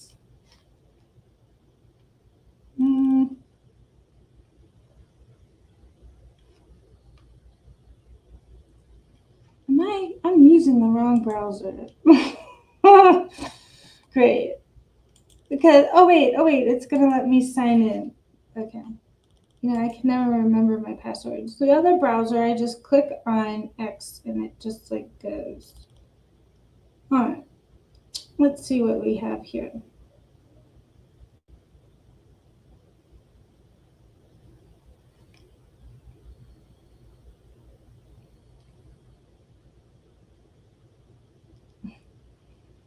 All right. Where do we go now?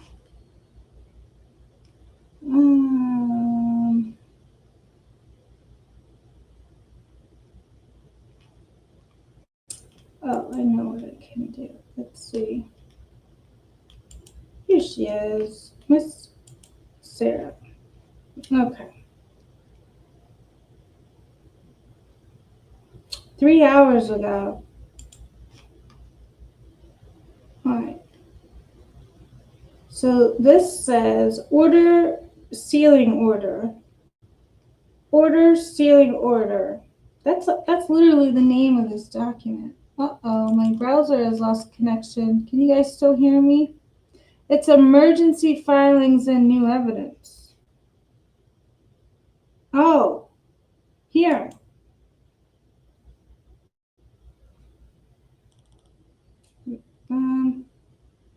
What? Emergency filings and new evidence? Oh my gosh.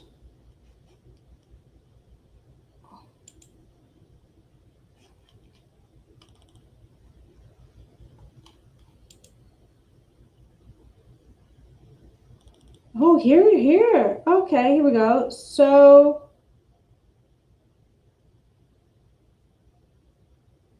start at the top here. Okay, so there's the objection from the state for the alternate perpetrators. a motion to seal and redact. We have a motion for independent analysis of evidence. Proposed order granting independent analysis of evidence. Maybe that's the special prosecutor. Motion to seal stipulated an order for admission of additional exhibits at trial. Oh, look at that, Diane. Okay, good. Thank you for confirming you can hear me, guys. Boom. Right, that's right, Sandra.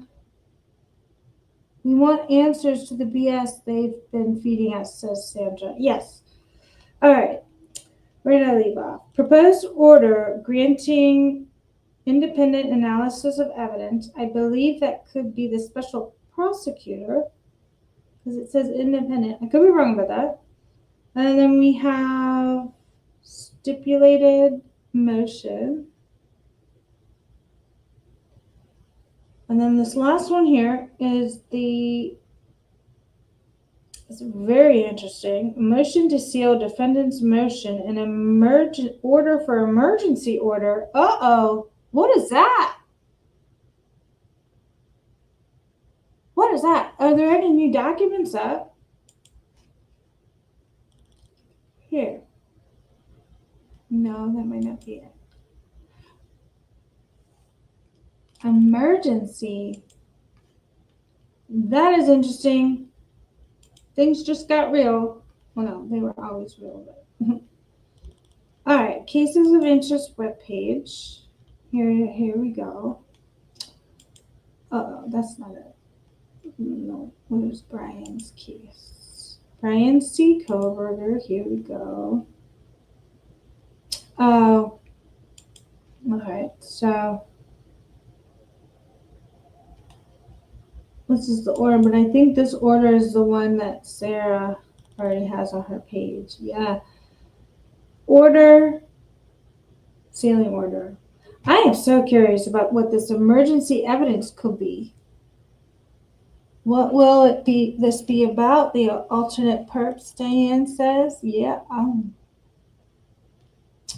I hope so. Oh, and you know what else is pretty cool?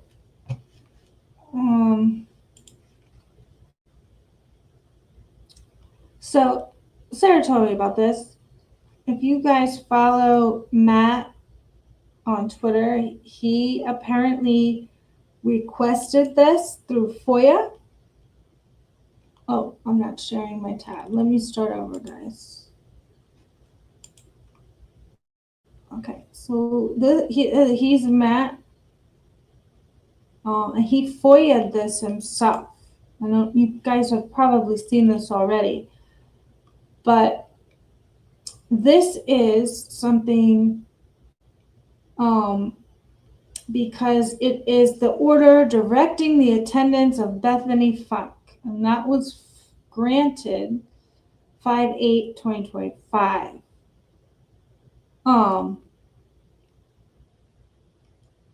And it's a civil matter, so I guess is this one of the subpoenas here? Because the judge, this must be from a different state.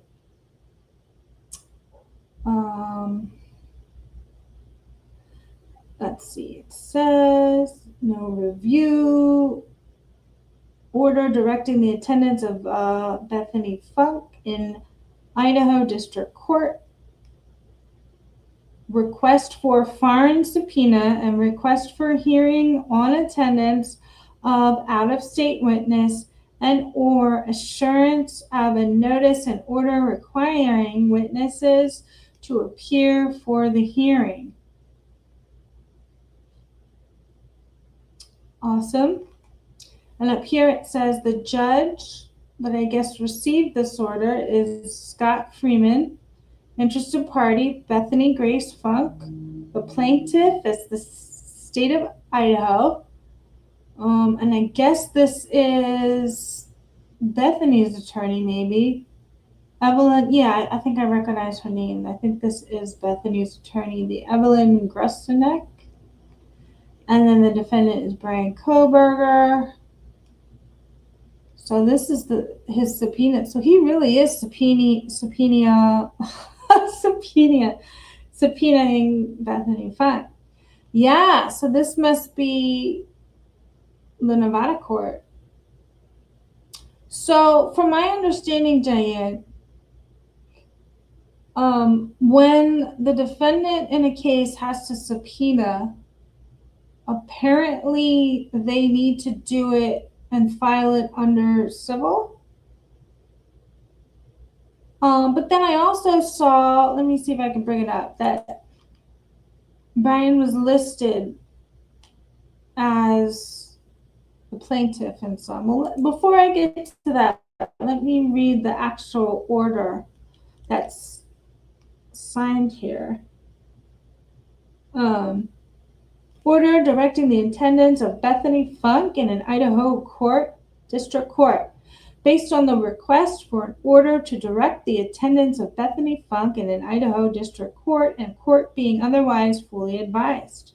It is hereby ordered that a subpoena is to be issued, directing Bethany Funk to appear before the district court of the 4th Judicial District of the state of Idaho. And that's 200 West Front Street, Boise, Idaho, on August 11th, 2025 at 8 a.m. through the end of the trial. To testify at trial, scheduled in the state of Idaho, be Bryan C. Kohberger, and out-of-state witness fees and mileage are to be paid to the witness, and this is dated May 8th, 2025. So that to me, I think this means she will be there at the start of trial on August 11th and throughout the end of the trial. So she might have to be there like every day, right? Through the end of the trial. I don't think that means that she's going to be there on day one and then go home. I think that's throughout.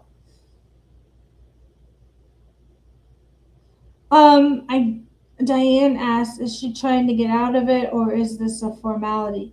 I do believe this is a formality, from what I've been hearing. I can be wrong. That, of course, the witnesses can just voluntarily come to the court, but then they also file this. And I do think that maybe it depends on the state, but in this particular one, Bryan is still listed as the defendant, but this is also filed under a civil matter. So even though this is a criminal case, apparently the subpoenaing process is different, and I don't know the reason for that. Let's see. There should be another thing on here where I thought he was listed. Oh, this is the stuff from when the Pennsylvania witnesses that the defense subpoenaed. This person is named Ann Parham, and a hearing will be held on June 30th at 9 a.m. in courtroom 6 at the Monroe County Courthouse, 610 Monroe Street, Stroudsburg, PA. Petitioner shall promptly serve a copy of this order upon Ann Parham. Ann Parham shall appear at the hearing to show cause why she should not be compelled to attend and testify in an out-of-state criminal proceeding. Whoa. And so she is not the only one here. There was Ann, and this is Brandon and Drolia. Same thing. This one is Jesse Harris. Same thing. He's called to show why he should not be compelled to to testify in an out-of-state criminal proceeding. And then the last one here is Maggie Sanders. And there was also another, and I don't know if you guys saw, where it only shows up if you add his middle name. And it is, I forget what his name is. But, oh, it was, here's another one, Ralph Vaquijo. All right. hold on. I think it was on Matt's page?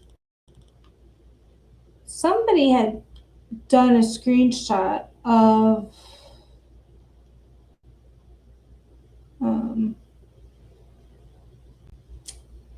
the social media to explain one of these witnesses, and it happened to be, I think it was like the head of a frat.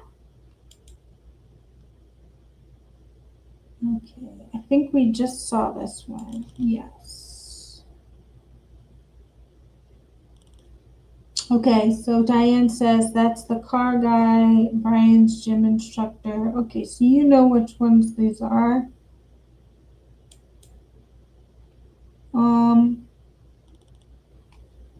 Okay, so here are some more witnesses that are subpoenaed. See, um, these witnesses are subpoenaed from Washington. This is the guy, Timothy DeWolf. Okay, so they're summoning him from a Washington court. And let's see. They do have a screenshot of who this person is. It's not here. Okay, so I think this is the same deal as what we were reading before, where, yeah, an issuance of an out-of-state summons. So they're, oh, look at that. Hold on. I don't know if this is unique to Washington or not, but it says an ex parte action with order. Oh, maybe that's just what this is. I don't know. Here we go. Here. So, Tim DeWolf. They wrote a summons to have him come to the trial. This guy is a graduate of the University of Idaho. He works in IT. Okay. And let me show you. So this. Okay, so this just says his education. He was in management information systems, but there's something else very interesting. And this is really cool. If you guys don't follow Matt, you should. He has a lot of information here. Where did it go? Did I miss it?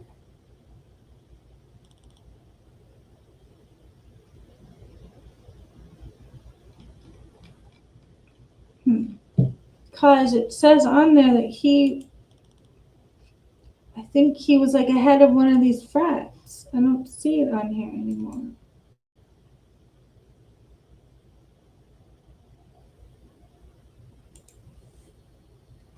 I guess maybe somebody else uploaded it.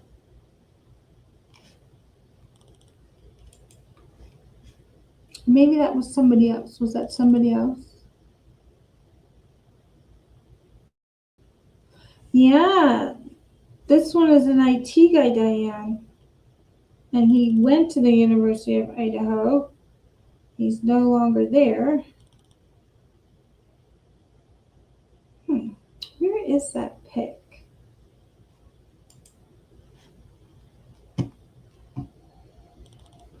Okay, this one is an interesting one. I think these are also summons, subpoenas, but in this one, Bryan Kohberger is listed as the plaintiff. So I guess it depends on the state on how they process this type of order. Oh, well, this one is in Whitman. So this is in Washington. But, people were thinking if he's the plaintiff that maybe he was filing civil suits to sue them, but I don't think that's what it is. I think that these could just be how they process in this county. I guess Brian is, he's the one that's filing for, oh, look, let me go back a few. He's the one filing to get these witnesses to come to the Idaho court. They don't list the names like the other ones that we were just reading. This has the initials of DT. This one is JS. GN, MM, his initials, CM,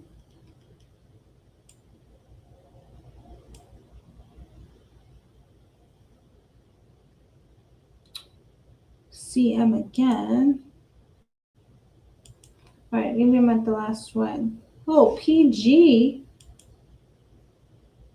CE. There's a bunch of them here in Whitman County where Bryan is listed as the plaintiff. I agree, Diane, that he should subpoena everyone to help him. Absolutely.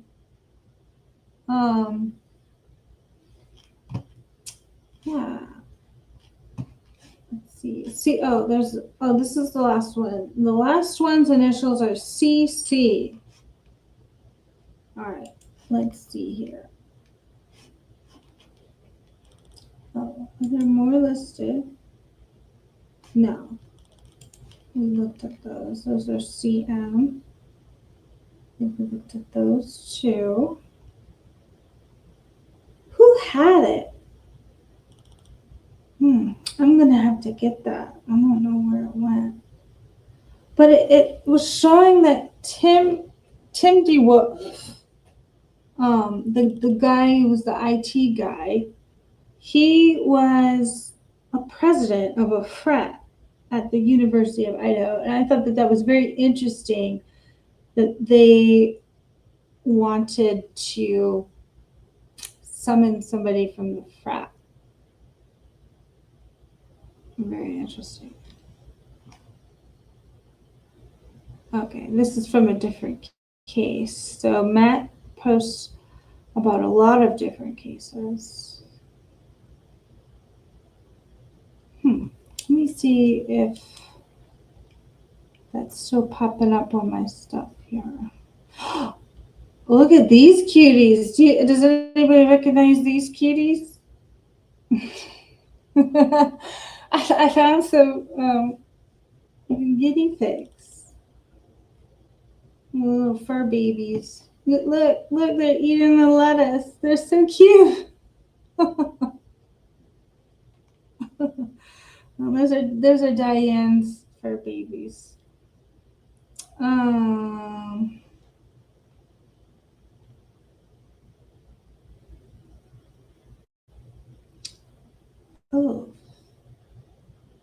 Okay. Twitter's insane. So, let me see if I have it somewhere else.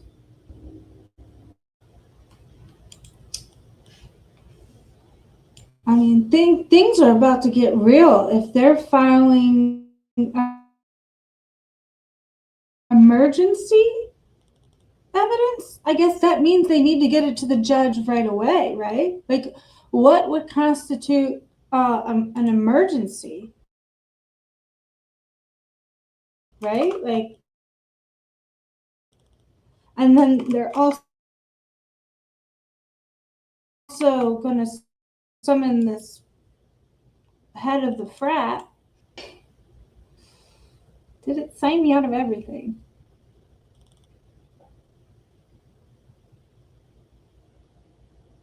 Oh yeah, they're famous now. They are so cute, those little fur babies.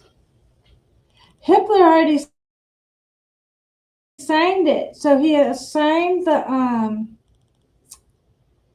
emergency. Oh, here we go. Good. Let me see if I can bring this up.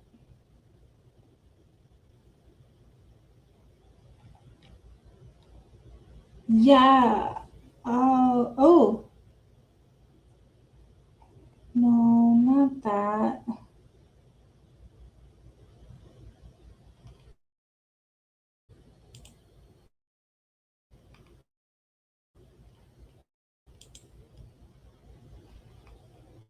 You can see this. I can also put this in the chat. This is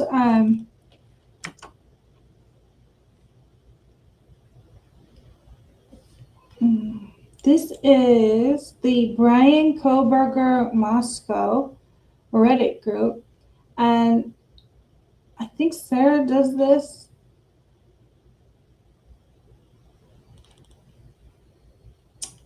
And she lists here very in an organized way all the people that are going to be summoned from PA. But I'm still trying to find the one. Let me see. But in the meantime, I can. Oh my God, I'm so big. Hold on. Share screen.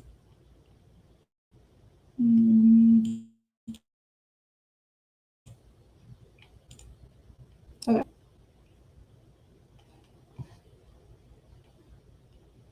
Yay! It was so big for a second.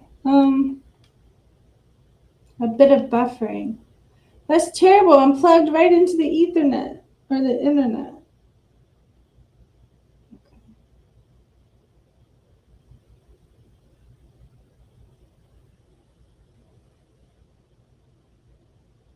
Here we go. I'm going to copy and paste this.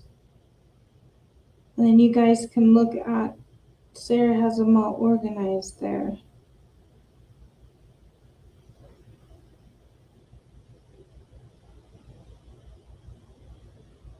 I think it's Sarah's group. I'm not sure. But the information is there, so I don't know. Things are about to jump off. Like, I am so interested to see who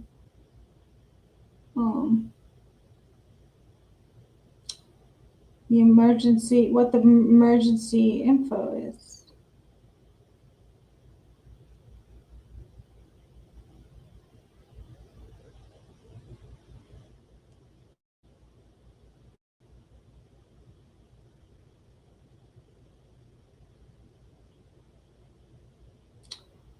Anyway, I guess I'll just have to find it later.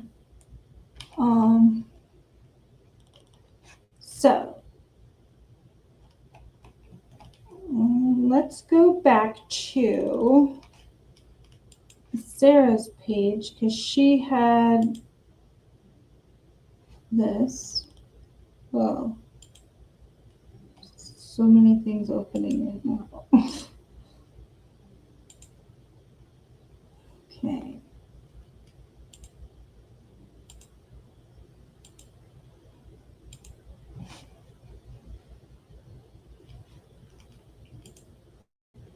Okay, so we saw the bottom of here, which says 6.6 motion to seal defendant's motion in emergency for emergency order.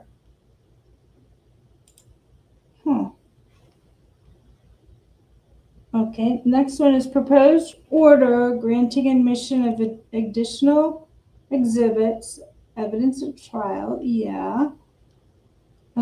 Motion to seal the order for emergency order.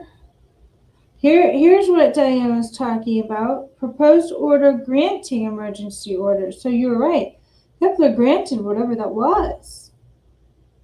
Yeah, Diane says it looks like they are stepping up their game. Way to go, Anne. She's going to give it to him. Oh, right. So that's interesting that the defense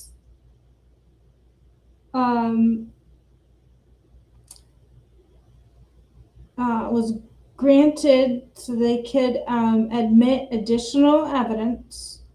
The emergency order was granted, and now there's an independent analysis of evidence. That's weird. I don't know if it's related to the previous things here with the emergency order and additional evidence, but I feel like that looks good for the defense.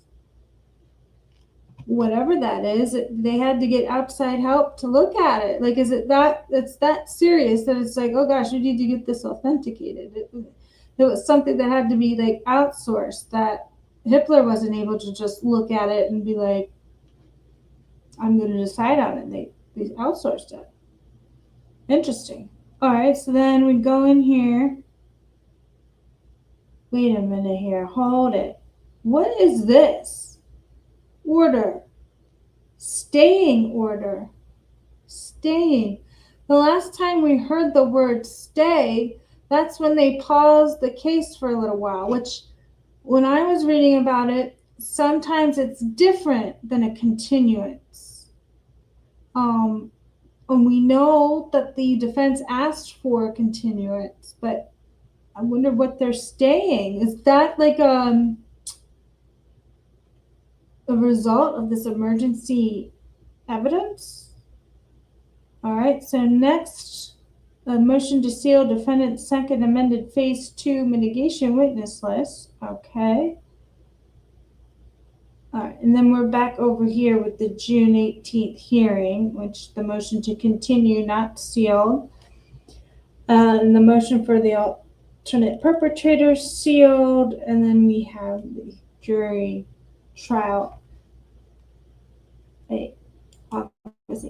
So let me pull up like a law dictionary so that we can see the difference between a stay and a continuance, because that order to stay I think is similar to a continuance, but like they're slightly different. So it's weird that Hippler would grant a stay when somebody else was asking for a continuance. So it might be separate. Let's see. Define stay versus continuance.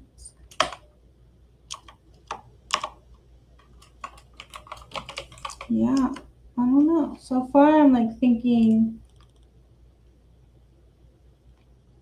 they are different.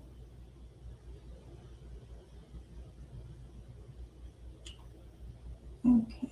Oh, I gotta put in law. We want to go to a law website.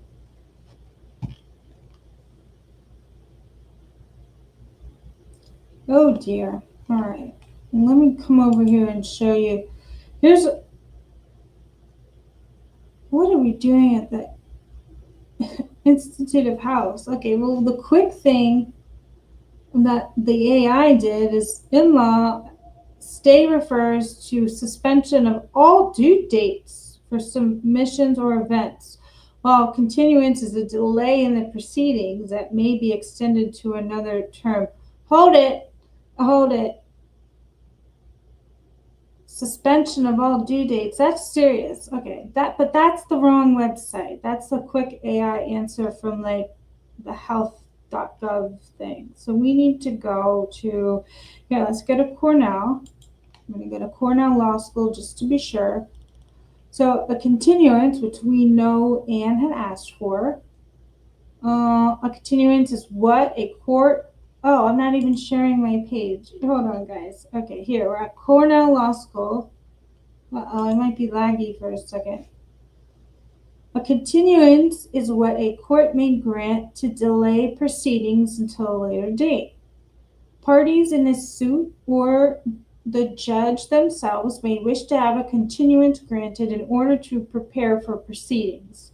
And that's what Anne asked for, so she can continue to prepare the mitigation phase. It says here, sometimes statutes, specifically when continuances should be granted. But typically, judges have a lot of discretion to grant cases before a verdict has been given. Judges do not grant continuances for no reason, as the need for efficiency and giving a speedy trial go against the use of continuances. In a variety of circumstances, however, parties have a legitimate need to have more time before proceedings, such as when new evidence is discovered or a witness needs to be found. Judges try to balance the many countervailing policies and interests of the parties when deciding whether to grant continuances, leading to their sometimes unpredictable use. Continuances are similar to both postponements and stays of proceedings. Postponements also delay proceedings for different reasons. but postponements usually only delay until another date within the current term of the court, unlike continuances that may be extended for another term. Stays of proceedings delay trial until an unspecified date that depends on something occurring, such as the verdict being reached in a related case. Hold it. We got to click on stay of proceedings. What? No way. I'm not an attorney, but what?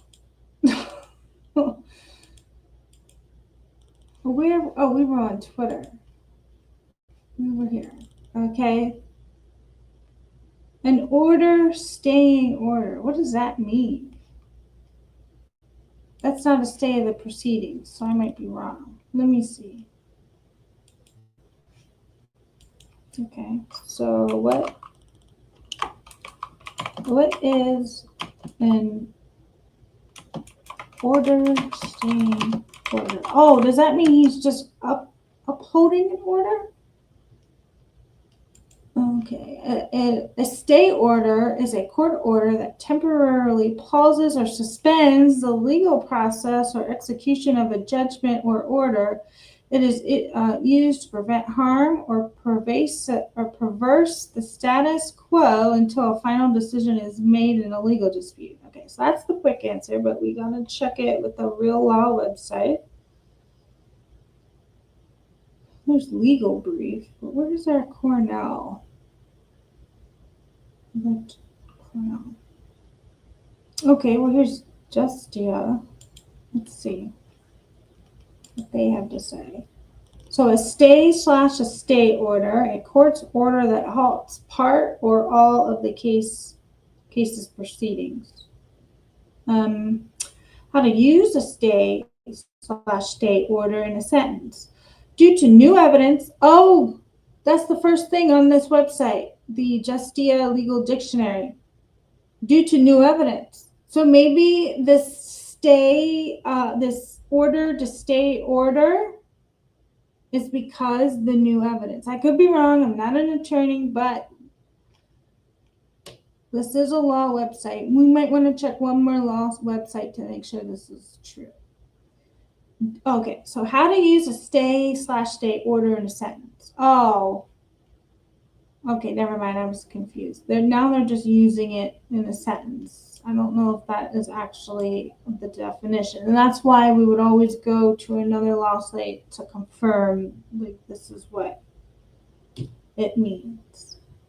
So to use it in a sentence, it says, due to new evidence, the judge issued a stay order on the proceedings. Number 2, the defense requested a stay in the trial until the new attorney could review the case materials. So they are having an independent person look at whatever it was in the new evidence that Judge Chipler may have put a stay on to halt parts of the proceedings. This independent person can look at it. Okay. Number 3, the stay order allowed time for the parties to renegotiate an agreement. All right, let's go back because, oh, Lord, I gotta share my screen again. Share. I don't know what happened to that. Okay. Now, can I put in our Cornell law? I like that one page.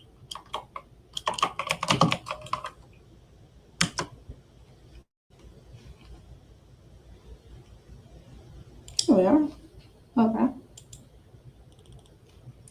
Rule 23. Uh-oh. I might lag for a second. I get that red little error message. So to die for asks, new evidence is where it all comes down to. I honestly don't know. Let's read this to see if anything can be confirmed. Direct from Cornell law. So Rule 23. We're going to define states. Number 1. A stay may be granted by a justice as permitted by law. Okay. Number 2, a party to a judgment sought to be reviewed may present to a justice an application to stay the enforcement of that judgment. Okay, that's kind of what I thought. Maybe the judge could just reinforce something he's already done. Okay. 3, an application for stay shall set with a particularity why the relief sought is not available from any other court or judge.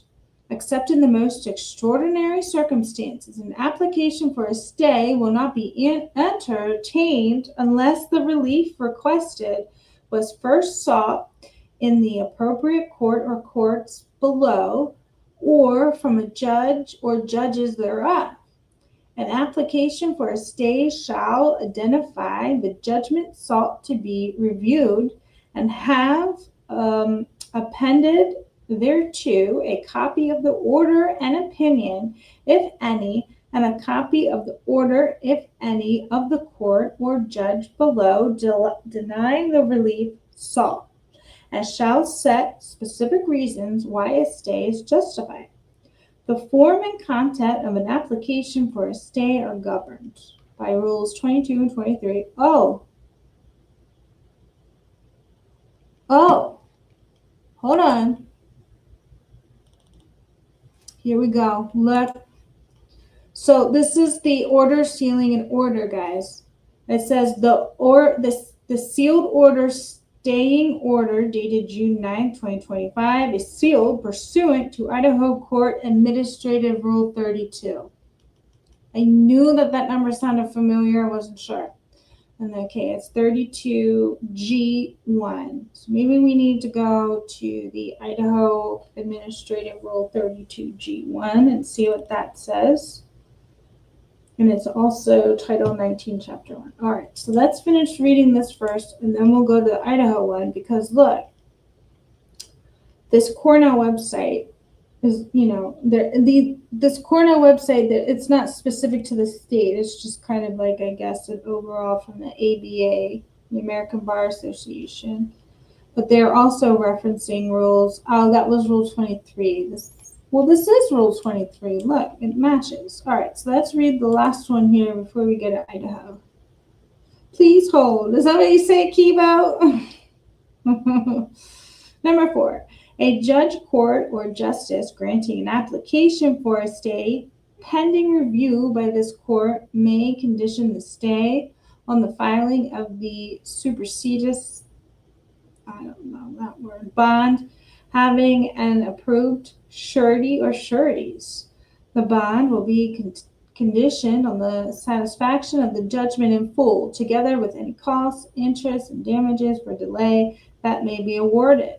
If a part of the judgment sought to be reviewed has already been satisfied or is otherwise secured, the bond may be conditioned on the satisfaction of the part of the judgment not otherwise secured or satisfied, together with costs. All right. Administrative Rule 32G1. So this is the Idaho Administrative Rule 32G1. Okay. Yeah, here we go.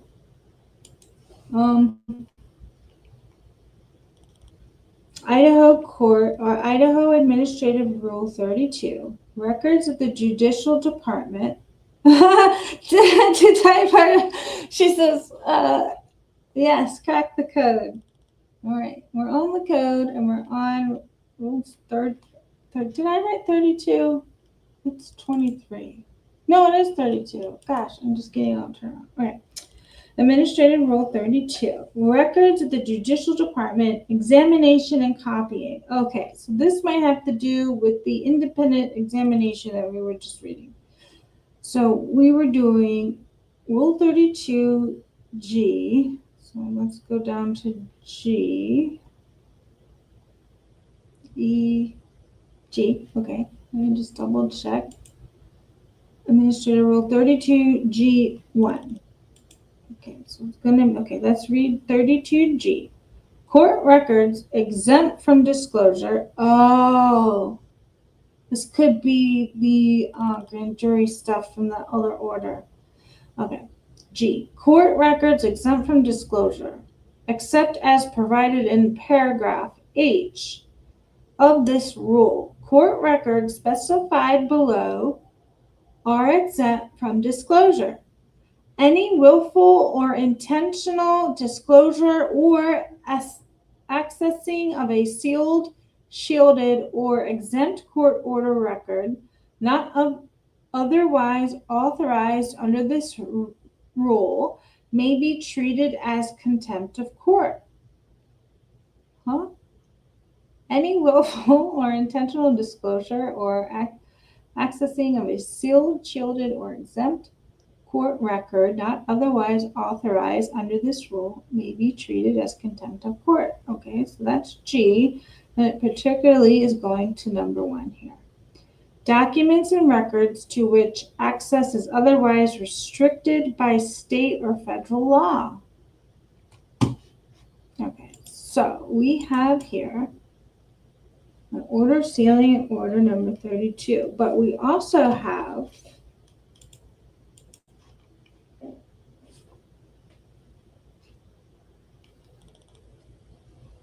is it this one?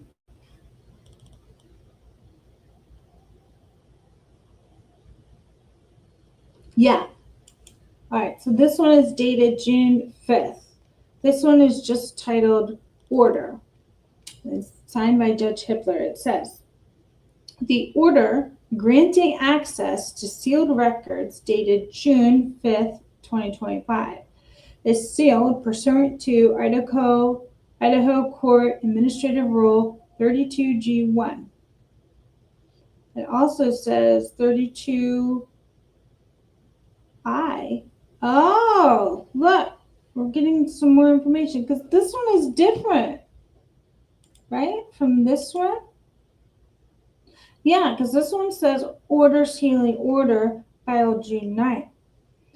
Okay, so this is also referencing, I guess, in addition to the Rule 31G1, it's also Rule 32I, 3A, 4, and 6.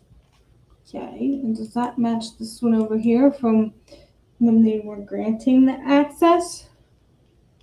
32I, 3A, 4, 6. Okay, yeah. All right, so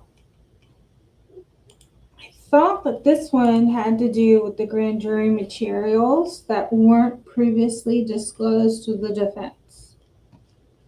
And so Judge Hippler here is granting access to the previously sealed records under the Rule 32. And so the newer order that we looked up first tonight, so he's doing an order sealing an order, and this is the sealed order stating the order on June 9th.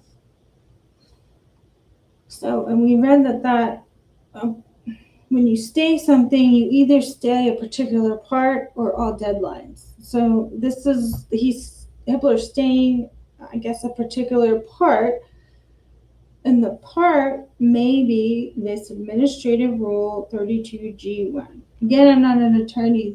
These are just my research brain, matching stuff, confirming stuff, reading stuff over, and making sure something, just information. All right, so let's look up Rule 32I3A4. Look, because this is all in between 1 comma, and then there's number 6. All right, let's see. 32I3A. So 30GHI. Where's H? Uh-oh. Did I go too far? Oh, here's H. I. Here we go. I. redactions and sealing of court records. Okay, so we were at 32I, number 3, and then let's go to A. Number 1, 2, 3A. Prior to entering an order, redacting, or sealing records, the court must make one more of the following determinations. Okay, so the next determination is 4 and maybe 6. So 3, was it 3A4? 3A4. So we just read 3A. I'm going to go down to number 4. The records contain facts or statements that could compromise the security of the judicial branch personnel, property, or sealed or exempt court records maintained by the judicial branch. Compromise the security? Okay, so Sandra says it's confusing when they seal everything. I agree. All right, so, and I think it's possibly number 6 as well. So let's read number 6. That it is necessary to temporarily seal or redact records to preserve the right to a fair trial. That's odd. All right, so we're going back here. So this is the order staying a deadline or staying one part or all. Okay, let's go back to the previous one.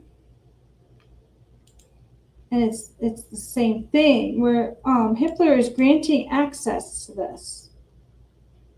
Because it's the same thing. Rule 32G1, 32I3A4, and then there's a comma in number 6. Well, maybe we need to look up Idaho Title 19, Chapter 12. So I don't know if Hitler gave a deadline for, I guess, the defense to have access to a previously sealed record. So he gave them access, and that the date is June 5th, and then on June 9th, is he like staying the access and allowing them time, or allowing that independent person to look at this emergency, or is the emergency evidence like a reaction to the unsealed records? And then the emergency reaction to the unsealed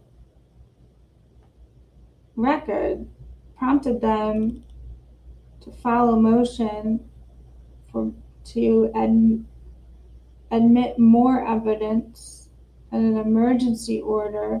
And so now Hitler is staying and extending because of whatever all that was. I don't know if that makes any sense. That's how my brain is working.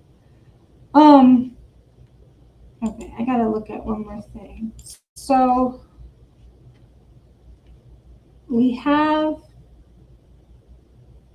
oh, they just proposed the order. That's different.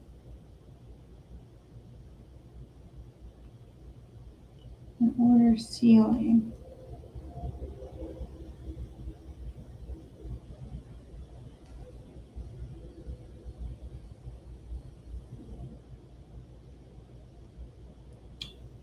Now, did Hitler grant these yet? Because I see there's a response. These are proposed orders. So is this the defense writing and saying, here's something, this is proposed that we would like you to make an order? But did he actually order on these yet? Okay, so Sandra says it does make sense. He granted more time with new evidence submitted. That sounds reasonable. IDAHO4 says he usually gives deadlines. Right. So like that would make sense if he's putting a stay on one of these deadlines to review whatever this is. But did we see where it was actually granted, or is it just this proposed order granting emergency order? So Oh, well, there is an order here, so maybe that, but we don't know if it was granted. But then, I don't know. Because these are all proposed orders, but there is an order that is not titled. Motion. Okay, so I don't know if he actually granted these yet. Motion to redact and seal defendant's motion for order on emergency order.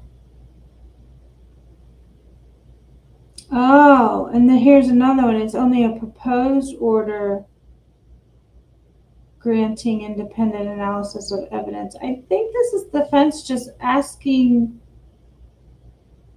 Hitler to order in a certain way. I don't know if these are actually granted. Oh, so Diane, you said he did grant the emergency? Am I reading this proposed order wrong? Is that from Hitler? Or is that the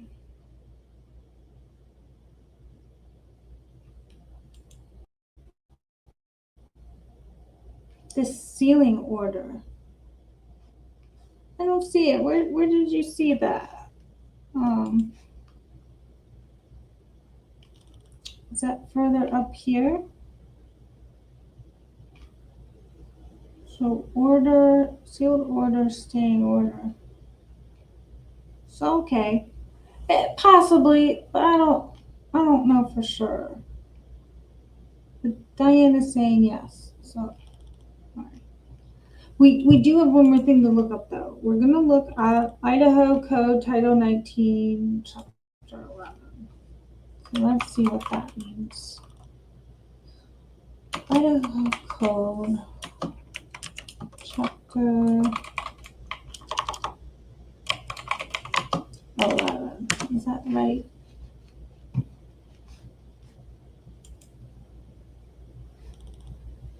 Title 11, Title 1911. Okay. All right, so quick response here, and it is from idaho.gov. Idaho Code Title 19, Chapter 11 deals with criminal procedure and the powers and duties of the grand jury. Oh, that's what I thought it was. Okay, so something has to do with the grand jury materials. It includes provisions related to refusal to give incriminating evidence, compelling to answer or produce evidence, immunity, perjury, and special inquiry judge. That is so much. It could be any one of those. The chapter also incorporates provisions of the Castle Doctrine and stand your ground into certain sections. Oh. The statutes are updated on the website in the following legislative session. All right, so let's do Title 19, actually go into the page. We did get Chapter 11, the quick answer, but the powers and duties of the grand jury. Do I have to download the chapter? I don't want to. How long? Uh-oh. Chapter 11. Oh, it's 6 pages. Okay. Oh, but we were down here. Oh.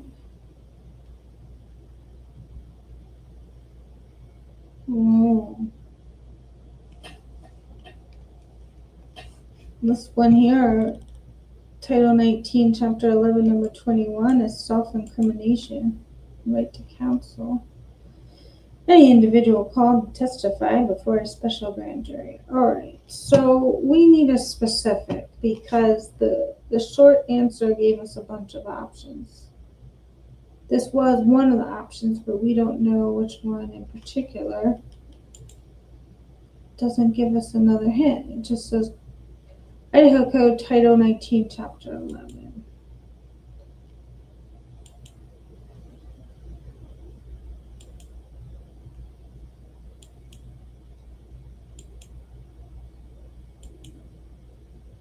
Okay, so we know for sure that it's, oh, read the response one.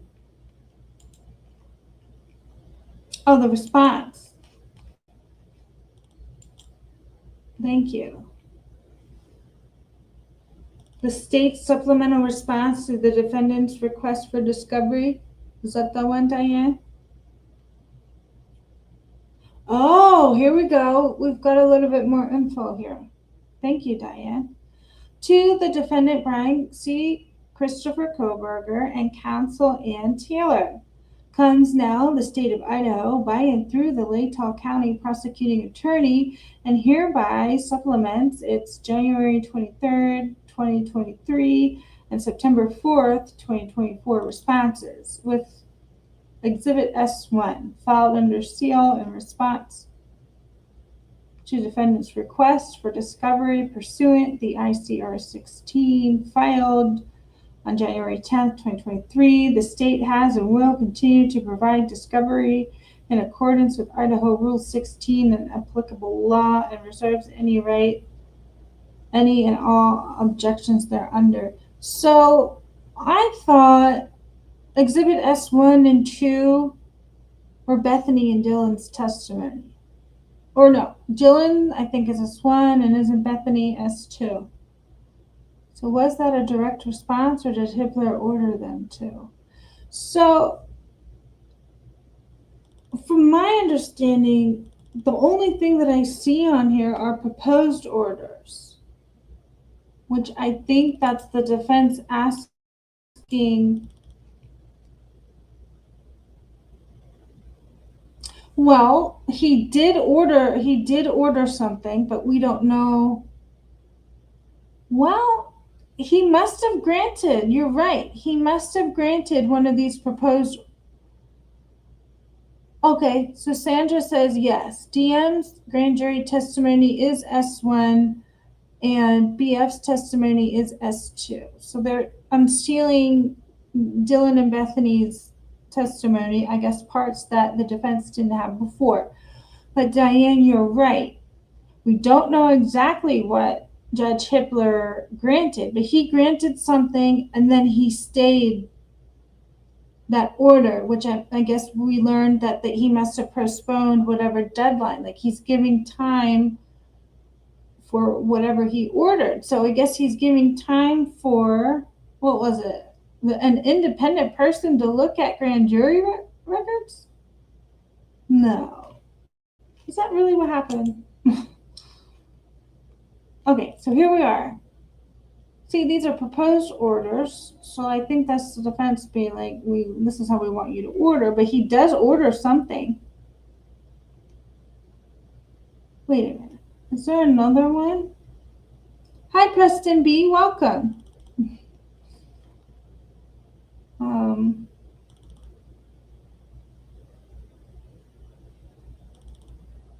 Diane says, there is so much secrecy, we get lost in these motions, right? Okay, so it looks like he did grant one of these. So you have proposed order granting admission of additional exhibits as evidence in trial, and then proposed order granting emergency order. All right, so then he does grant something because this is an order. And he also sealed order, staying order. So there are two orders here. Are these two separate orders? Because he's sealing the order, staying order, and then there's also an order to sealing order. Well, that could be the same one. So whatever he did, and he could have just combined them, because you know how he was efficient. He could have combined granting both of these proposed orders. Yeah. Oh, Sandra says special prosecutor with subpoena power.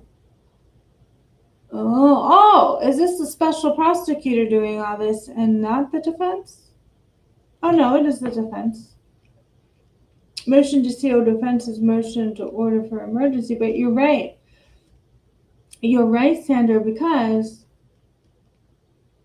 there's a response here in regard to the defendant's motion for an independent analysis of the evidence. So there is, I do believe that's,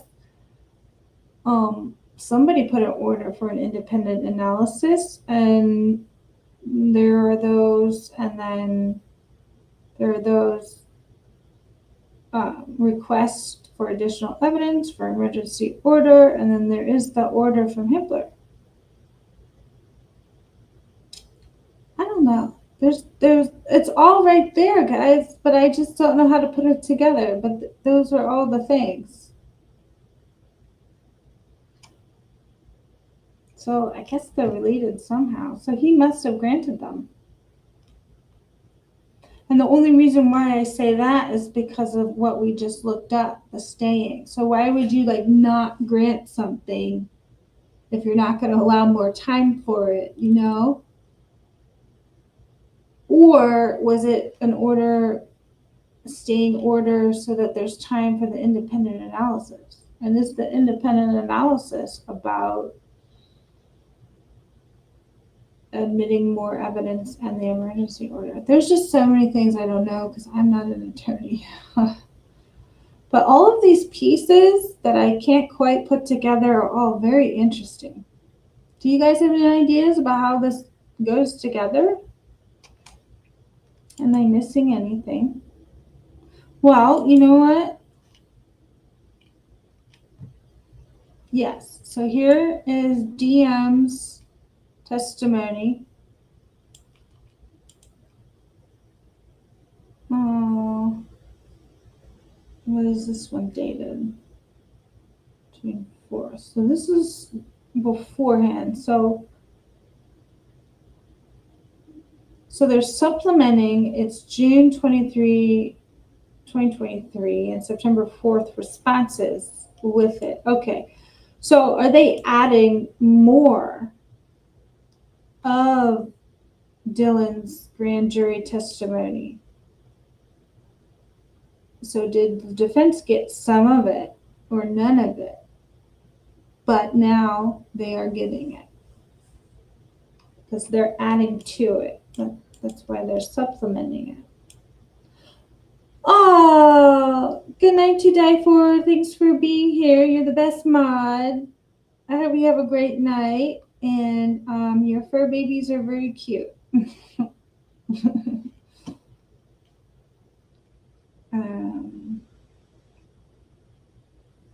Yeah.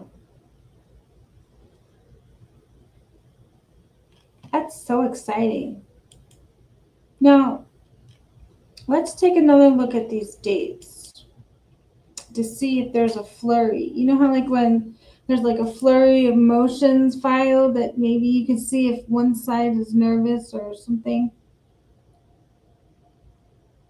More, okay, Kibu says, good night to IDAHO4. Kibo says, more time to investigate another lead. Ooh, that's a good guess. I like that one a lot. Wait a minute. We've got people speaking Dutch. Are you both Dutch? Wow. Okay.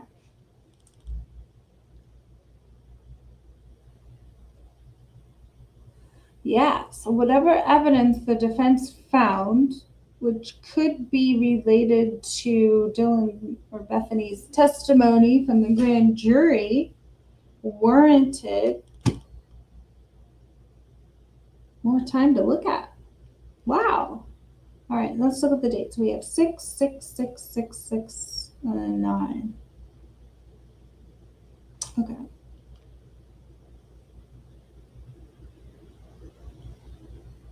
So that, well, these are sealed. So this is the actual document. There's 3 documents because these yellow blocks. Oh no, the documents are the Adobe picture here. So there's only 2. Okay. And then there's an order and then another document. So let's go back one. Okay, so are these the same thing? No, but these are also on the 6th. Wow. So there's a lot of stuff that was filed June 6th. I didn't see this before. So you have the state's objection, which we knew they're obviously going to object to that. And we have the independent analysis. We have the proposed orders for additional evidence and emergency order. And then we have an order and a stay. Interesting. That's so interesting. I wish I knew more that I could tell you guys, but I'm not exactly sure. That is awesome. That is truly awesome. All right. And Sarah D. Irish is awesome for having all of this at our fingertips on her page. She's got everything so organized that we're able to look at it.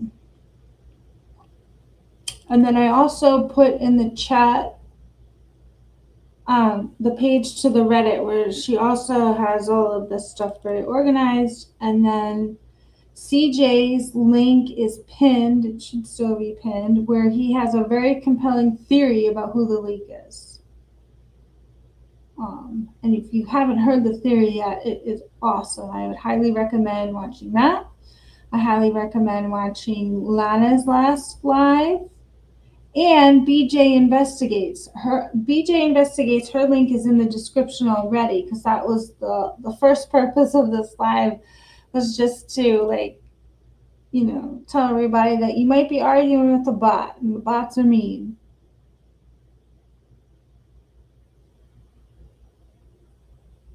All right, here we go. So Sandra says, I said it must have been a son because it's 4:39 a.m.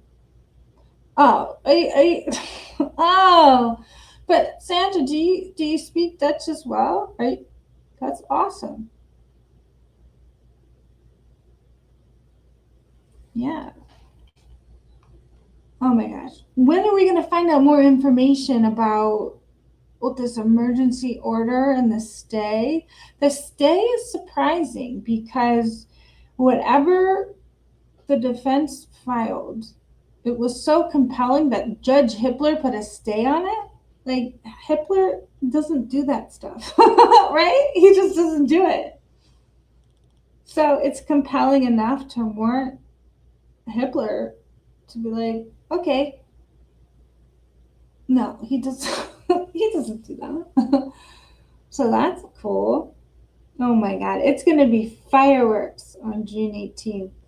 And since they already have that hearing scheduled on the 18th, if anything comes of this, because you know how Hitler likes to be efficient, and he put all those motion in limines in one day. He got it done in like a business day. Like that if there's anything that needs to be talked about for those orders or those motions, they could possibly talk about it at that hearing. Whether it will be sealed or not, they probably will talk about it, since we can't see anything, yet about it, but they could talk about it in the sealed part. When they talk about the alternative perpetrators, although not that it has anything to do with that. I just mean that they might talk about it in that part. But if they do need to talk about it, they do have a hearing scheduled already, and he'll probably squeeze in if there, needs to be anything talked about it. I don't know. I have a feeling we may not hear about it in the open part when they talk about the continuance. However, we might. Well, the continuance is about something different, though. That's about the mitigation and the death penalty, and the stay is about evidence and possible. Yeah, the stay is about evidence, which is, as we learned, different than the continuance. So they're not the same thing at all. Well, guys, I am so tired. I'm so happy you guys came. Thank you, everybody in chat. Thank you, everybody on replay.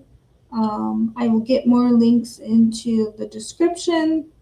Definitely check out BJ's link, Lana's link, and CJ's link. Very good, great videos. All right, everybody, have a good night. I'll see you next time. Bye.